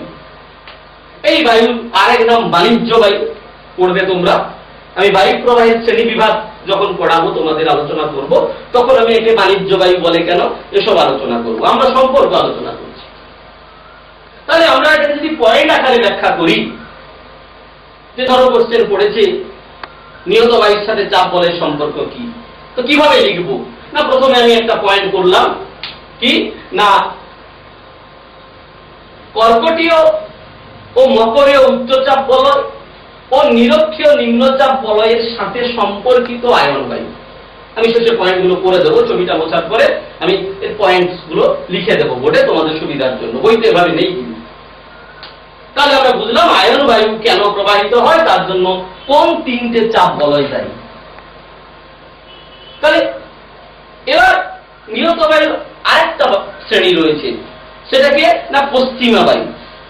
সেটা কোথায় প্রবাহিত হচ্ছে, কিভাবে চাপ বলয় দ্বারা নিয়ন্ত্রিত হচ্ছে না, দেখো এই যে সুমেরু বৃত্তীয় নিম্নচাপ বলয় আর কুমেরু বৃত্তীয় নিম্নচাপ বলয়, দুটো নিম্নচাপ বলয় এখানে বসে আছে দুটো শূন্য স্থান নিয়ে। তাহলে এর দিকেও কিন্তু বায়ু প্রবাহিত হবে। কোথা থেকে প্রবাহিত হবে না, ওই উচ্চচাপ বলয় থেকে। তাহলে এর এদিকে কে আছে, কর্কটীয় উচ্চচাপ বলয়, আবার এর এদিকে কে আছে, মকরীয় উচ্চচাপ বলয়। তাহলে স্বাভাবিক কারণে কি হবে, এই কর্কটীয় উচ্চচাপ বলয় থেকে কিছু বায়ু সুমেরু বৃত্তীয় নিম্নচাপ বলয়ের শূন্যস্থান পূরণ করার জন্য ছুটে যাবে ফেরেলের সূত্র অনুসারে ডান দিকে বেঁকে। আবার এই মকরে উচ্চচাপ বলয় থেকে একইভাবে শূন্যস্থান পূরণ করার জন্য কুমেরু বৃত্তীয় নিম্নচাপ প্রদেশের দিকে কিছু বাতাস ছুটে যাবে ফেরেলের সূত্র অনুসারে বাম দিকে বেঁকে। এই দুটো বায়ুর নাম কি? এই দুটো বায়ুর নাম হচ্ছে পশ্চিমা বায়ু। তোমরা শুনেছো পশ্চিমা বায়ু, পড়েছো তোমরা? তাহলে এই যে পশ্চিমা বায়ু, এই পশ্চিমা বায়ুগুলো সৃষ্টির জন্য কোন কোন চাপ বলয়গুলো সম্পর্কিত? না এই কর্কটীয় উচ্চচাপ বলয় এবং সুমেরু বৃত্তীয় নিম্নচাপ বলয় আছে বলেই উত্তর গোলার্ধের পশ্চিমা বায়ু বইছে। আবার এদিকে মকরে উচ্চচাপ বলয় এবং কুমেরু বৃত্তীয় নিম্নচাপ বলয় অবস্থান করছে বলে স্থায়ীভাবে সারা বছর ধরে এই পশ্চিমা বায়ু বয়ে চলেছে। এই চাপ বলয়গুলো স্থায়ী মানে এই বাতাসগুলো স্থায়ী মানে নিয়মিত, তাই এই বাতাসের নাম নিয়ত বায়ু। তো এই বাতাসগুলো এই পশ্চিমা বায়ুর নাম রয়েছে। তো যেভাবে আমরা আয়ন বায়ুকে উত্তর পূর্ব আয়ন বায়ু, দক্ষিণ পূর্ব আয়ন বায়ু বলেছিলাম, বায়ুর নাম সবসময় হয় বায়ু কোন দিক থেকে প্রবাহিত হচ্ছে সেই দিক অনুসারে। স্বাভাবিক কারণে লক্ষ্য করো এই বাতাসগুলো কিন্তু পশ্চিম আর দক্ষিণের ডিরেকশন কোন দিক থেকে বইছে? না এদিকে পশ্চিম, এটা দক্ষিণ, তার জন্য এই বাতাসকে বলা হয় দক্ষিণ পশ্চিম পশ্চিমা বায়ু। বায়ু প্রবাহের শ্রেণী বিভাগে তোমরা কিন্তু পড়বে এগুলো, এই সেই কিন্তু কারণ। আর এটা দেখো উত্তর এবং পশ্চিম দিক থেকে বইছে, তার জন্য এর নাম উত্তর পশ্চিম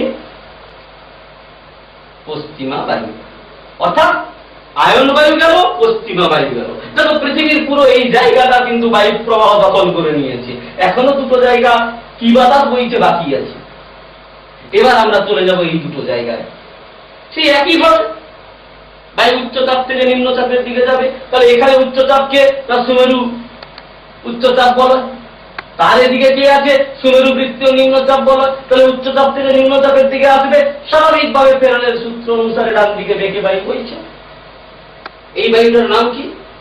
না উত্তর গোলার্ধ থেকে বইছে। এই বায়ুটা পূবালী বায়ু, যেমন আয়ন বায়ু বয়েছিল, কিন্তু যেহেতু মেরু প্রদেশ থেকে বইছে এর নাম হচ্ছে মেরু বায়ু। এটা কোন দিক থেকে বইছে? না উত্তর পূর্ব দিক থেকে, তার জন্য এর নাম উত্তর পূর্ব মেরু বায়ু। ঠিক একইভাবে দক্ষিণ গোলার্ধে দেখো এখানে কুমেরু উচ্চচাপ বলয়, কুমেরু বৃত্তীয় নিম্নচাপ, তাহলে উচ্চচাপ থেকে নিম্নচাপ ফেরেলের সূত্র অনুসারে বাম দিকে, এটাও মেরু বায়ু। এর নাম কি? না এ দেখো এদিকে রয়েছে পূর্ব আর এটা দক্ষিণ, অর্থাৎ দক্ষিণ পূর্ব মেরু বায়ু। অর্থাৎ নিয়ত বায়ুর তিনটে ভাগ, আয়ন বায়ু, পশ্চিমা বায়ু, মেরু বায়ু।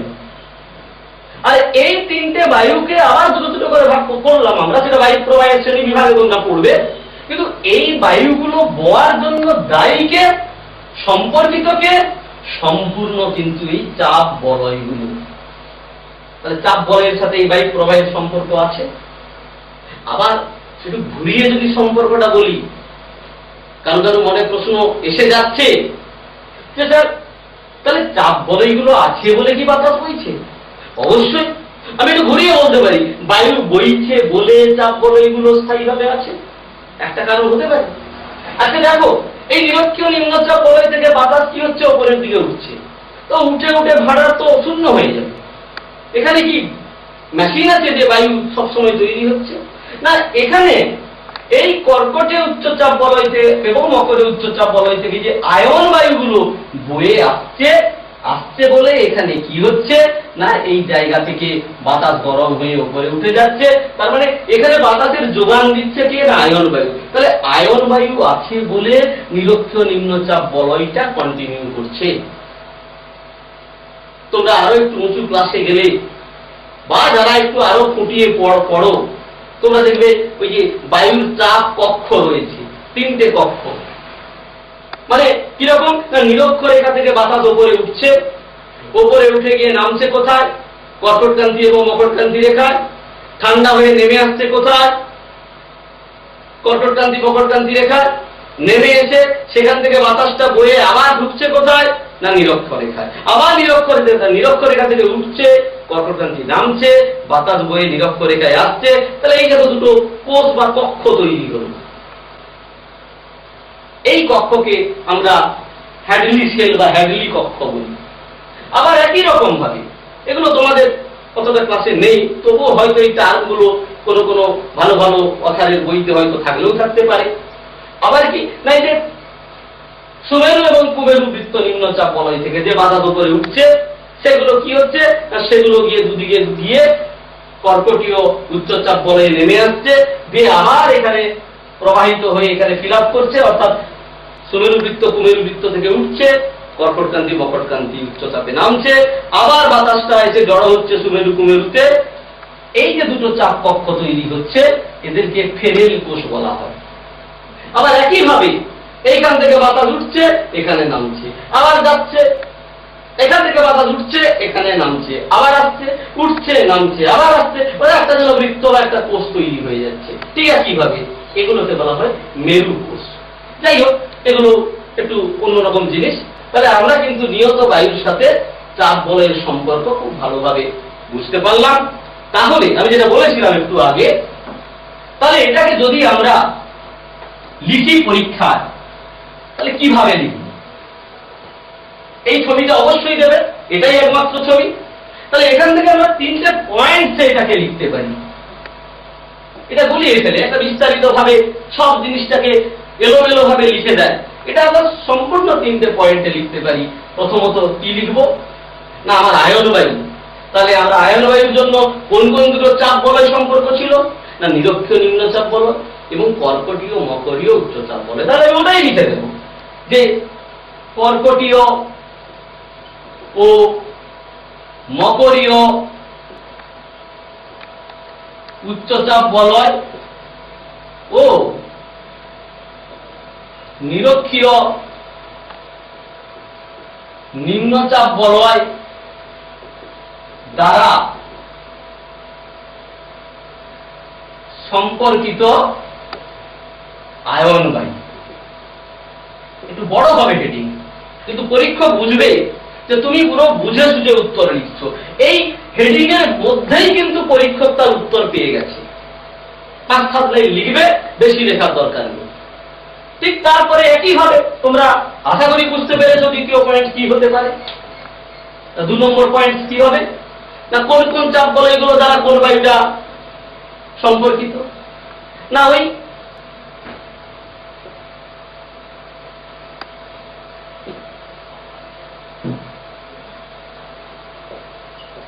কর্কটীয় মকরীয় উচ্চচাপ বলয় ও সুমেরু এবং কুমেরু বৃত্তীয় নিম্নচাপ বলয় দ্বারা সম্পর্কিত কোন বায়ু? পশ্চিমা বায়ু। বোঝা গেল একদম? এই হেডিং এর মধ্যেই পুরো উত্তরটা লুকিয়ে রয়েছে। এবং 3 নম্বর কি, আমি এটা বুঝলাম। 3 নম্বর সুমেরু ও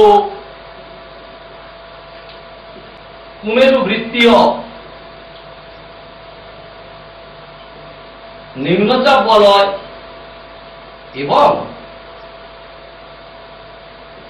সুমেরু ও কুমেরু উচ্চচাপ বলয় দ্বারা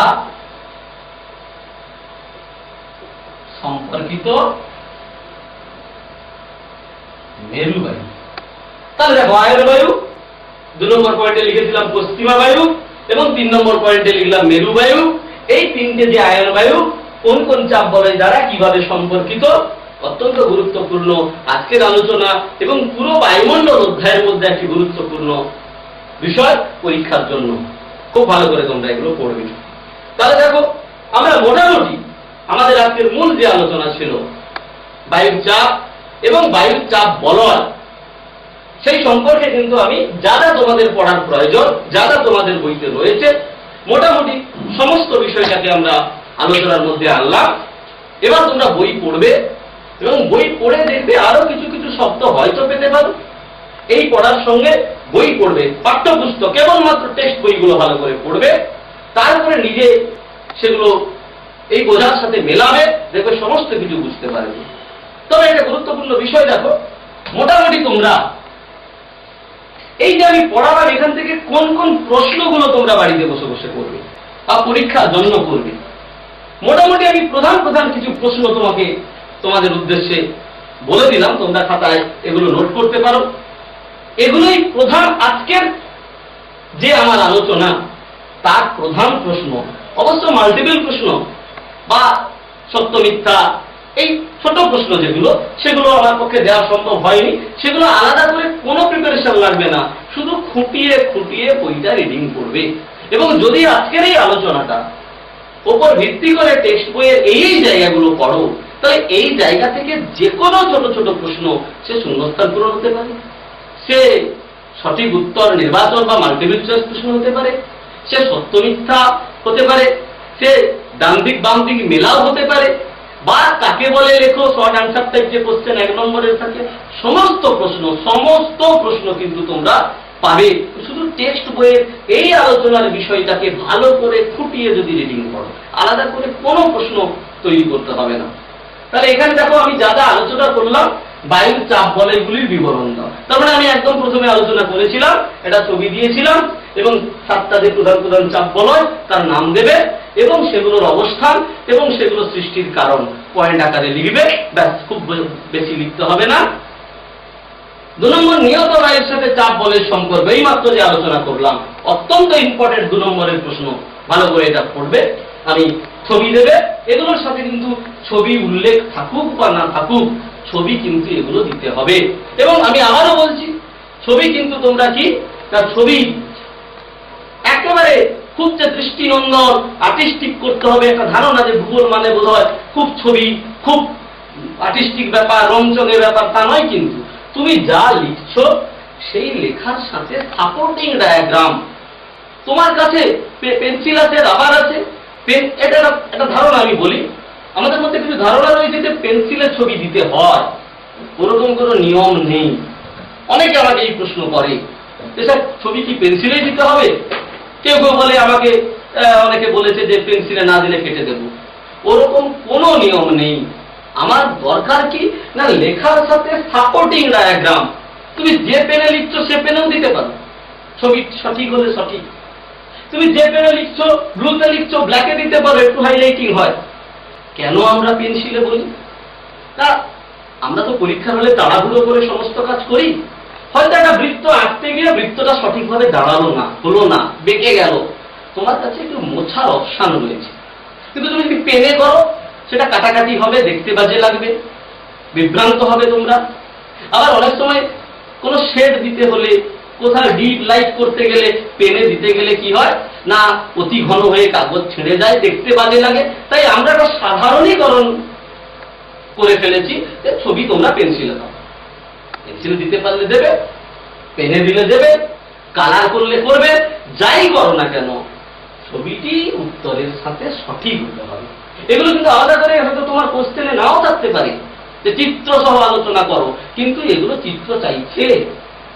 3 নম্বর, ডোলড্রাম কাকে বলে? আমি আলোচনা করে গেছি ডোলড্রাম কাকে বলে। অবশ্যই এটা 2 নম্বর 3 নম্বরের প্রশ্ন, বড় প্রশ্ন নয়, প্রথম দুটো বড় প্রশ্ন। অষ্ট অক্ষাংশ কাকে বলে আলোচনা করিনি, আমি করে দিচ্ছি আলোচনা। অষ্ট অক্ষাংশ কাকে বলে না, এই যে আমরা চাপ বলয়গুলো আলোচনা করেছিলাম, তার ওই কর্কটীয় এবং মকরীয় যে উচ্চচাপ বলয় আমরা আলোচনা করেছিলাম, ঠিক নিরক্ষীয় নিম্নচাপ বলয়কে যেমন আমরা শান্ত বলয় বলি, কর্কটীয় মকরীয় উচ্চচাপ বলয়কেও শান্ত বলয় বলা হয়। তো শান্ত বলয় কেন বলে না, যেখানে বায়ু প্রবাহ থাকে না, কেবলমাত্র বায়ু স্রোত থাকে, সে নিম্নমুখী হতে পারে বা ঊর্ধ্বমুখী হতে পারে। তো সেখানে বায়ু প্রবাহ না থাকার জন্য তাকে আমরা কি বলি না, শান্ত বলয় বলি। তো স্বাভাবিক কারণে কর্কটীয় এবং মকরীয় যে উচ্চচাপ বলয় আমরা পড়লাম, 23.5 ডিগ্রি উত্তর অক্ষরেখা বা কর্কটক্রান্তি বা 23.5 ডিগ্রি দক্ষিণ বা মকরক্রান্তি রেখা বরাবর যে উচ্চচাপ বলয় আমরা পড়েছি, সেখানে বায়ু প্রবাহ থাকে না। ফলে কথিত আছে যে একটা সময় যখন ঔপনিবেশিক সময়ে ইউরোপের বিভিন্ন দেশ থেকে নাবিকগণ পশ্চিম ভারতীয় দ্বীপপুঞ্জ বা উত্তর আমেরিকার উদ্দেশ্যে বাণিজ্যে যেত, তখন তারা কি করত? জাহাজে ঘোড়া বোঝাই করে নিয়ে বাণিজ্যে যাচ্ছে। এবং তখন আজকের দিনের মতো জাহাজ ছিল না, পালতোলা জাহাজ, বাতাসে বাতাসে উড়ে উড়ে যেত। তো সেই বাতাসে উড়ে উড়ে যেতে যেতে যখনই 30 থেকে 35 ডিগ্রি অক্ষাংশীয় অঞ্চলে পৌঁছত, তখন কিন্তু যেহেতু বায়ু প্রবাহ থাকে না, শান্ত ভাব বিরাজ করে, তাই জাহাজগুলো আর এগোতো না, অত্যন্ত ধীরে ধীরে এগোত, বা দাঁড়ের সাহায্যে জাহাজগুলোকে বয়ে নিয়ে যেত। তখন এরকম সময় এসেছিল নাকি যে তখন জাহাজ কিছুতেই এগোচ্ছে না, জাহাজের যা কিছু নাবিকরা যা খাওয়ার দাওয়ার নিয়ে, জল পানীয় যা নিয়ে যাচ্ছে সব ফুরোতে বসেছে, তখন বাধ্য হয়ে জাহাজের ওজন কমানোর জন্য কিছু অশ্ব বা ঘোড়াকে নাকি তারা জাহাজ থেকে সমুদ্রে নিক্ষেপ করে দিয়েছিল। তো তখন জাহাজ হালকা হয়, আস্তে আস্তে জাহাজ ওই অঞ্চলটি কোন রকম অতিক্রম করে যায়। তো সেই থেকে এই 30 থেকে 35 ডিগ্রি যে অক্ষাংশ, একে আমরা অশ্ব অক্ষাংশ বলি। এই অশ্ব অক্ষাংশের আসল রহস্য কিন্তু কিচ্ছু না, যে কর্কটীয় এবং মকরীয় উচ্চচাপ বলয়, সেখানে শান্ত ভাব থাকে, তার জন্যই এই ঘটনাটি ঘটেছে বা এই অবস্থা সৃষ্টি হয়। আর গুরুত্বপূর্ণ আরেকটি পয়েন্ট আমি প্রশ্ন পড়িয়েছি, চাপ বলয়ের স্থান পরিবর্তন বলিতে কি বোঝো? এটাও 3 নম্বরের মতো প্রশ্ন আছে পাশে, এখানেও ছবি চাই। তো আমি যতগুলো প্রশ্ন এখানে দিয়েছি সমস্ত প্রশ্নগুলো কিন্তু ছবি নির্ভর, ছবি দিতে পারলে ভালো। যদিও 2 নম্বরের প্রশ্নে অনেক সময় ছবি লাগে না, না দিলেও হয়, দেওয়াও যেতে পারে।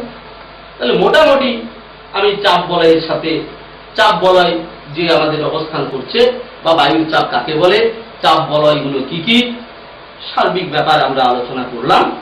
এবার আর একটি জিনিস আমি আলোচনা করব, যদিও এই বিষয়ে নয়, আজকে আমি পড়াতে আসার আগে আমি বেশ কিছু প্রশ্ন পাই, সেই প্রশ্নগুলোর মধ্যে প্রায় সমস্ত প্রশ্ন আমি আলোচনা করেছি, কিছু কিছু প্রশ্ন থেকে গেছে, যদিও হয়তো আজকের আলোচনা ওরিয়েন্টেড নয় এমনও কিছু প্রশ্ন আছে, তবুও ছাত্রছাত্রীরা এখন খুব আপসেট অবস্থায় বাড়িতে রয়েছে, তাদের মধ্যে একাধিক সমস্যা তৈরি হচ্ছে।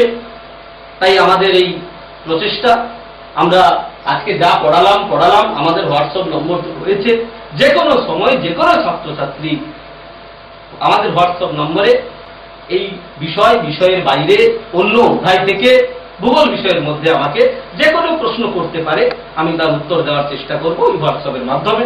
তবুও যেহেতু পড়াতে আসার আগে একটি প্রশ্ন আমি পেয়েছিলাম, সেটি হচ্ছে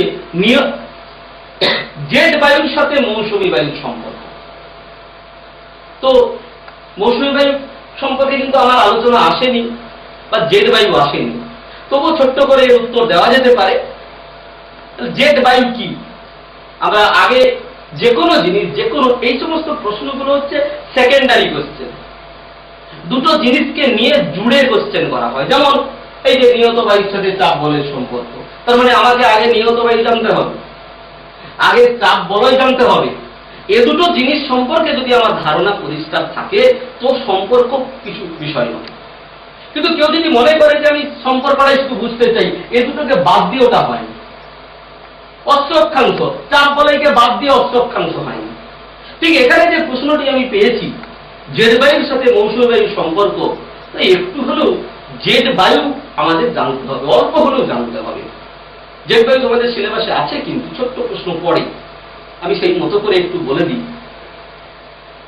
জেট বায়ু কি না, দেখো, ঊর্ধ্ব ট্রপোস্ফিয়ারে পশ্চিম থেকে পূর্বে অতি সংকীর্ণ বলয়ের মধ্য দিয়ে তরঙ্গাকারে প্রবাহিত উচ্চ গতিসম্পন্ন জিওট্রপিক ভারসাম্য রক্ষা করে প্রবাহিত বায়ু স্রোতকে জেট বায়ু বলে। ভালো করে লক্ষ্য করুন, আমি এটি সম্পূর্ণভাবে সংজ্ঞায়িত করতে চেয়েছি জেট বায়ু কাকে বলে। তো এই জেট বায়ু কি না, এর উচ্চতা আগে আমি বলে দিই পয়েন্টস গুলো, তারপর বোঝাচ্ছি। 9 থেকে 15 কিলোমিটার ঊর্ধ্ব ট্রপোস্ফিয়ার বলেছে। এই ট্রপোস্ফিয়ারের ওপরের দিকে, তলার দিকে নয়, কিন্তু ট্রপোস্ফিয়ারের ওপরের দিকে একটা বাতাস প্রবাহিত হয়। কেন এর নাম জেট বায়ু হলো আমি বলছি, এবং এর গতিগত বেশ উচ্চ গতি সম্পন্ন বলেছি আমি, 150 থেকে 300 কিলোমিটার পর্যন্ত। যদি অক্ষাংশ ভেদে এর গতিবেগের পার্থক্য হয়, তার জন্য আমি 150 থেকে 300 বলেছি। এটা কি না, এটা যখন দ্বিতীয় বিশ্বযুদ্ধের পরে পরে আমেরিকান জেট বিমানগুলো, যুদ্ধ জাহাজগুলো, বিমানগুলো যখন জাপানের উদ্দেশ্যে জাপানের দিকে যাতায়াত করত, তখন ঠিক এই 9 থেকে 15 কিলোমিটার ঊর্ধ্বে এই বিমানগুলো একটা বায়ু দ্বারা বাধাপ্রাপ্ত হতো। যখন যাচ্ছে তখন একটা বাতাস বাধা দিচ্ছে, বা যখন ফিরছে তখন বিমানের গতিবেগগুলো বেড়ে যাচ্ছে। সেই থেকেই তার মানে উপলব্ধি করা হলো যে কোন একটা বাতাস ওখানে রয়েছে। তারপরে চর্চার মাধ্যমে আমরা সেই বাতাসকে, ভৌগোলিকগণ, আবহবিদগণ সেই বাতাস সম্পর্কে বিভিন্ন তথ্য সংগ্রহ করেন, এবং সেই অনুযায়ী ওই বাতাসের নাম হয় জেট বায়ু। তো এই জেট বায়ু প্রবাহিত হয়, ভালো কথা। তো মৌসুমী বায়ুর সম্পর্ক কি? তাহলে মৌসুমী বায়ু আবার কি? এই মৌসুমী বায়ু হচ্ছে ভারতবর্ষের একটি অতি গুরুত্বপূর্ণ বায়ু। এটা বিশাল বিরাট বড় ব্যাপার। ছোট্ট করে বলি, ভারতবর্ষকে মৌসুমী বায়ুর দেশ বলে।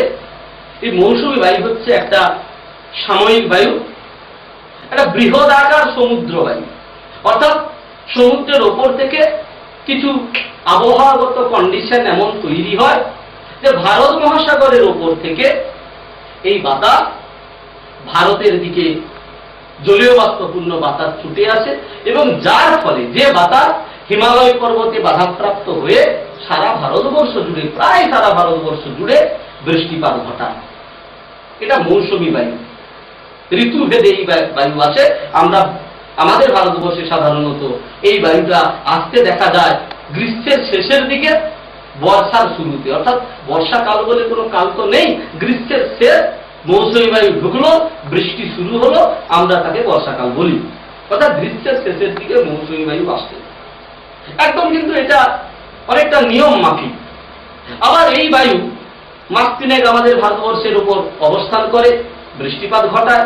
আবার আমরা যখন শীতকাল পড়ে তখন আমরা বলি প্রত্যাবর্তনকারী মৌসুমী। মৌসুমী নাকি ফিরে যায়, যে এলো সে ফিরে গেল, এমনটা ঘটে না। কিন্তু ওই রকম একটা বাতাস আবার বিপরীত ডিরেকশনে প্রবাহিত হয় বলে আমরা তাকে বলি প্রত্যাবর্তনকারী মৌসুমী বায়ু। অর্থাৎ এই যে মৌসুমী বায়ুর আগমন এবং মৌসুমী বায়ুর প্রত্যাগমন, এইটার সাথে কিন্তু অনেক কারণ আছে। তার মধ্যে এই জেট বায়ুর একটা সম্পর্ক রয়েছে। এই জেট বায়ু ভারী বায়ু। এই জেট বায়ু উৎপত্তি যদি আমরা আলোচনা করি, এর হাই জোনাল ইন্ডেক্স এবং লো জোনাল ইন্ডেক্স আছে। মানে এই বাতাস কখনো কখনো অনেক উচ্চ অক্ষাংশে অবস্থান করে, অর্থাৎ 50, 60, 65 এইরকম অক্ষাংশীয় অঞ্চলে অবস্থান করে। তো যখন দূরে থাকে, অনেক ওপরে থাকে, তখন কিন্তু আমাদের যে এই মৌসুমী বায়ু আসে, এর প্রধান কারণ হচ্ছে তিব্বত অঞ্চলে প্রবল নিম্নচাপ, তিব্বত মালভূমি অঞ্চলে। তো এই তিব্বত মালভূমি ছাড়িয়ে জেট বায়ু যখন অনেক উত্তরে সরে যায়, তখন তিব্বত মালভূমি অঞ্চল ফাঁকা, নিম্নচাপ টানছে তখন। আর সেই সুযোগে মৌসুমী বায়ু কিন্তু ভারতবর্ষে ঢুকে যায়। জেট বায়ু যদি ওই সময় থাকতো তাহলে কিন্তু মৌসুমী বায়ু আসতে পারত না। জেট বায়ু যেই উত্তরে সরে গেছে, তখন কিন্তু মৌসুমী বায়ু ভারতবর্ষে ঢুকে যাচ্ছে এবং ভারতবর্ষে বৃষ্টিপাত ঘটাচ্ছে। এটা একটা সম্পর্ক। আবার তাহলে আগমনটা বোঝা গেল, তাহলে প্রত্যাগমনটা কি না, এই জেট বায়ু যখন হাই জোনাল ইন্ডেক্স বা ওই উচ্চ অক্ষাংশ থেকে অনেকটা নিম্ন অক্ষাংশের দিকে নেমে আসে, মানে 15, 20 বা 20-25 ডিগ্রি অক্ষাংশে নেমে আসে, তখন কি হয় না, মৌসুমী বায়ু পিছু হটে, তাকে জায়গা ছেড়ে দিতে হচ্ছে জেট বায়ুর জন্য। জেট বায়ু দখল করে নিল, তখন নতুন করে আর মৌসুমী বায়ুকে টানতে পারছে না, বরং উল্টোটা হচ্ছে, মৌসুমী বায়ু কিন্তু ফিরে চলে যাচ্ছে। এইভাবে জেট বায়ুর সাথে মৌসুমী বায়ুর একটা সম্পর্ক রয়েছে। এখানে জেট বায়ুর অনেক শ্রেণী আছে যদিও, পূবালী জেট, উপক্রান্তীয় জেট, ক্রান্তীয় পূবালী জেট, এই শ্রেণী বিভাগগুলো একটু বিশদ আকারে পড়তে হবে। যখন আমরা জেট বায়ু সম্বন্ধে আলোচনা করব, এর উৎপত্তি, হাই জোনাল ইন্ডেক্স কি, লো জোনাল ইন্ডেক্স কি, এর শ্রেণী বিভাগ, এগুলো বিশদে আলোচনা করা যেতে পারে।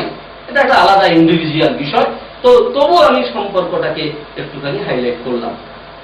আরেকটি ছোট্ট প্রশ্ন ছিল, যদিও এই প্রসঙ্গে নয়, আবার এই ভেতরেও আছে, খুব সাধারণ মানের প্রশ্ন, যে জলভাগ ধীরে ধীরে উত্তপ্ত হয় আর স্থলভাগ দ্রুত উত্তপ্ত হয়। আমরা প্রায় পড়ি, আমরা আলোচনাতে বারবার এই কথা বলে গেছি। কেন?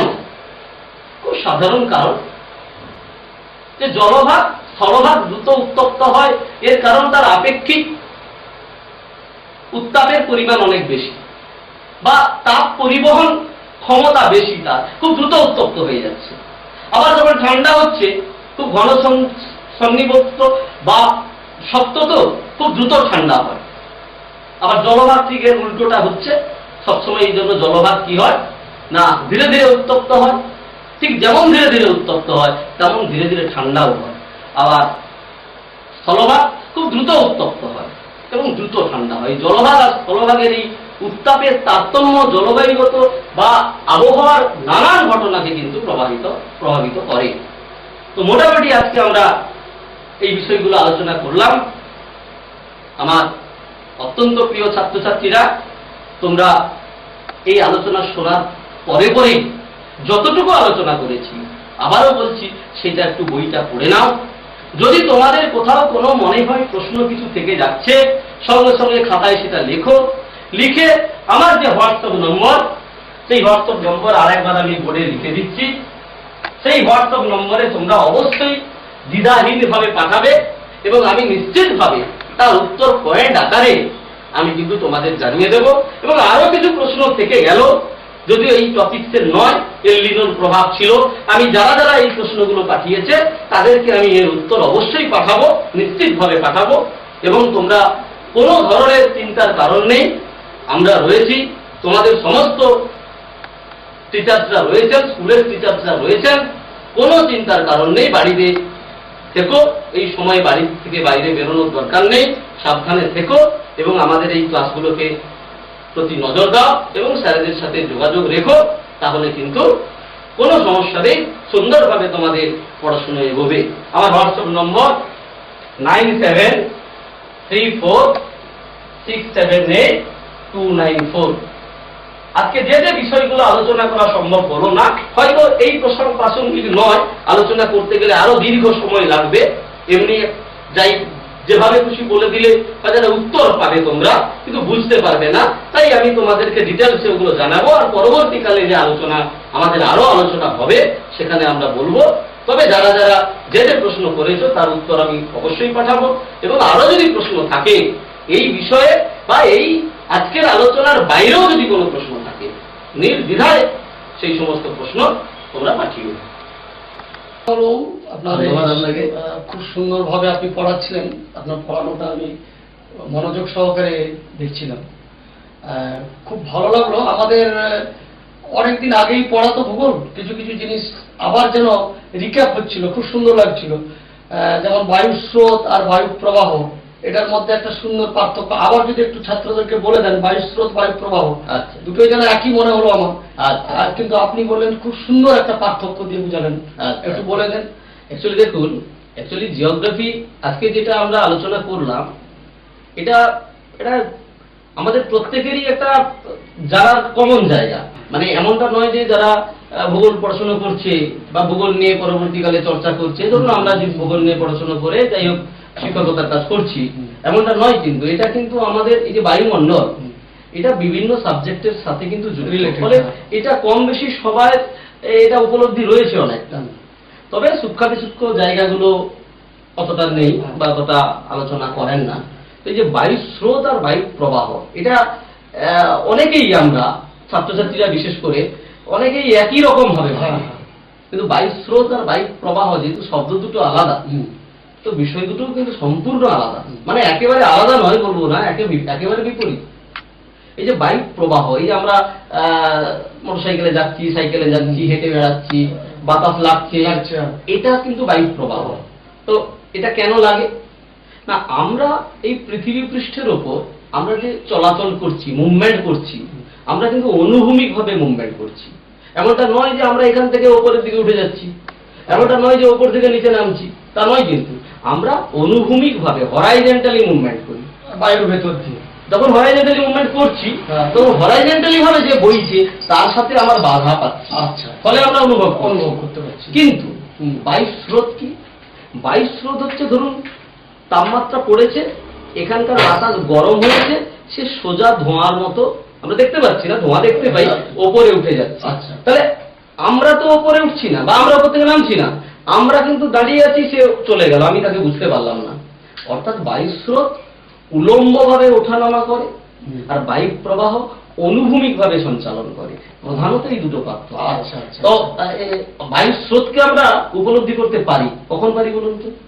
যারা প্লেনে যায়, আচ্ছা, আচ্ছা, দেখবেন যখন একটা লেয়ার থেকে একটা লেয়ারে আসে, নামছে, যারা প্লেনে চেপে তাদের মধ্যেই অভিজ্ঞতা আছে। আচ্ছা, আচ্ছা। বা অনেক সময় আমরা সিনেমা টিনেমাতে ছাত্ররা এটা দেখে যে কোনো একটা নায়ক নায়িকা কেউ হয়তো উপর থেকে ঝাঁপ দিচ্ছে, তখন তার চুল পোশাক টোশাক উড়ে চলে যাচ্ছে, ওটা কিন্তু বায়ু স্রোত, ওটা বায়ু প্রবাহ না। তাহলে মেন ডিফারেন্সটা হচ্ছে বায়ু প্রবাহ অনুভূমিক ভাবে, বায়ু প্রবাহ অনুভূমিক ভাবে যাচ্ছে, সঞ্চালন করে, আর বায়ু স্রোত উলম্ব ভাবে সঞ্চালন করে। এটা ছাত্রছাত্রীরা একদম মাইন্ডে সেট করে রেখে দাও, বায়ু প্রবাহ বায়ু স্রোত। এই পার্থক্য কাকে বলে আসে পরীক্ষা? ও আচ্ছা, আচ্ছা। না, আমার মনে হলো যেন জিনিসটা বেশ সুন্দর। আবার ছোট প্রশ্ন পড়ে যে এরকম যে বায়ু উলম্ব ভাবে সঞ্চালিত বায়ুকে ড্যাশ বলে, বা অনুভূমিক ভাবে সঞ্চালিত বায়ুকে ড্যাশ বলে। আচ্ছা, আচ্ছা। এরকম প্রশ্ন মাধ্যমিকে আসে। আচ্ছা, আচ্ছা। আপনি জেট বায়ু পড়াতে গিয়ে একটা কি আইসিটি জেট বলে? না, জেট বায়ু নয়, আমি বায়ু চাপ পড়াতে গিয়ে আইসিসি জেট, আইটিসি জেট এটা ইউজ করেছিলেন।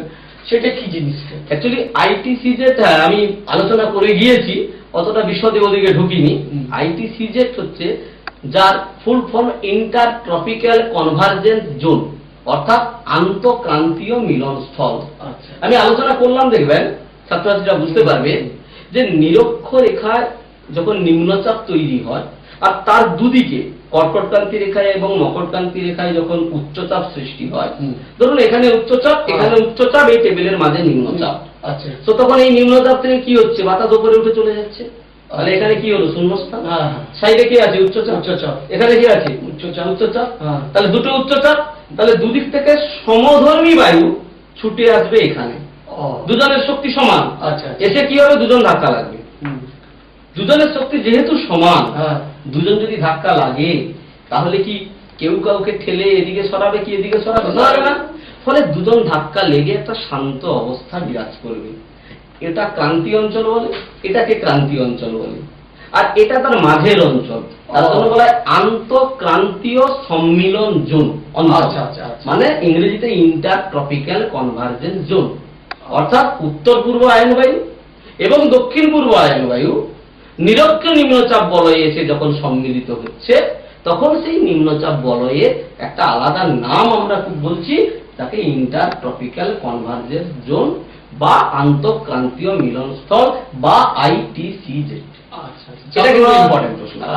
দেখো, আমি ওনার পড়ানোটা শুনতে শুনতে এই জিনিসটা দেখলাম যে শুধু বলে গেলেন আর ডিটেলসে বললেন না, আমি ভাবলাম যে জিনিসটা কি। হ্যাঁ, এটা কিন্তু আলাদা করে, এটা 2 নম্বরের প্রশ্ন পড়ে পরীক্ষা। এটা 2 নম্বরের প্রশ্ন পড়ে, খুব ইম্পর্টেন্ট প্রশ্ন। আরেকটা কথা বলি, এখন তো ছাত্রছাত্রীরা, বিশেষ করে 10ম শ্রেণীর ছাত্রছাত্রীরা, যাদের সামনে মাধ্যমিক পরীক্ষা, 10ই জুন অবধি তাদের বিদ্যালয় বন্ধ, আপাতত আবার লকডাউন পিরিয়ড চলছে। তার মানে যদি কেউ টিউশন পড়ে থাকে তারা টিউশনও যেতে পারছে না। তো এই সময় ছাত্রছাত্রীরা ভূগোলের কি ধরনের প্রিপারেশনটা নিতে পারে, তাহলে একটু যদি জিস্ট বলে দেওয়া তাহলে ভালো হয় ছাত্রছাত্রী। তো এই সময়ের মধ্যে আমি আবারও বলছি যে কোনো চিন্তার কারণ নেই।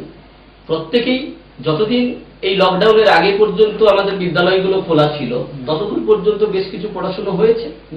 আমি ছাত্রছাত্রীদের বলবো, তোমরা নিখুঁতভাবে টেক্সট বইগুলো ভালো করে ওই পোর্শনটা রিভিশন করো, মানে ওটা একেবারে ক্লিয়ার করে নাও। তারপরে যে অধ্যায়গুলো আছে, এমনটা নয় যে পুরো অধ্যায়টাই ওদের কাছে বা তোমাদের কাছে একেবারে যে মাথার উপর দিয়ে চলে যাবে, এমনটা নয়। কিন্তু তোমরা বারবার বারবার ওই ওই বিষয়গুলো পড়তে থাকো, দেখবে বেশ কিছু জিনিস তোমরা বুঝতে পারবে। আর ঠিক যে যে জায়গাগুলো বুঝতে পারবে না, একটা আলাদা করে খাতা তৈরি করো, সেই খাতাতে যেগুলো পারলাম না বুঝতে সেইগুলো লিপিবদ্ধ করো, কোনটা পারলাম কোনটা পারলাম না, এবং যেগুলো পারলাম না এই সময়ের মধ্যে তোমাদের প্রত্যেকের স্কুলের শিক্ষক মহাশয়রা রয়েছে, তাদের সাথে ফোনে যোগাযোগ রেখো, আমাদের সাথে যোগাযোগ রেখো। এইভাবে এই স্বল্প সময়, আমি আবারও বলছি যে আমাদের ভূগোলে রাত আসে আবার দিন আসে, অতএব এই সময় সাময়িক। আমরা যদি সচেতন থাকি, মানসিকভাবে যদি আমরা অনেক বেশি শক্ত থাকি, আমরা অবলীলাক্রমে এই দুর্যোগ কাটিয়ে আবার আমাদের প্রিয় বিদ্যাঙ্গনে ফিরে যেতে পারবো, এবং আমাদের পড়াশোনার কোনো খামতি হবে না। তোমাদের সমস্ত শিক্ষক মহাশয়রা রয়েছেন, ওনারা উদ্গ্রীব তোমাদের কাছে পাওয়ার জন্য, তোমাদের পড়ানোর জন্য।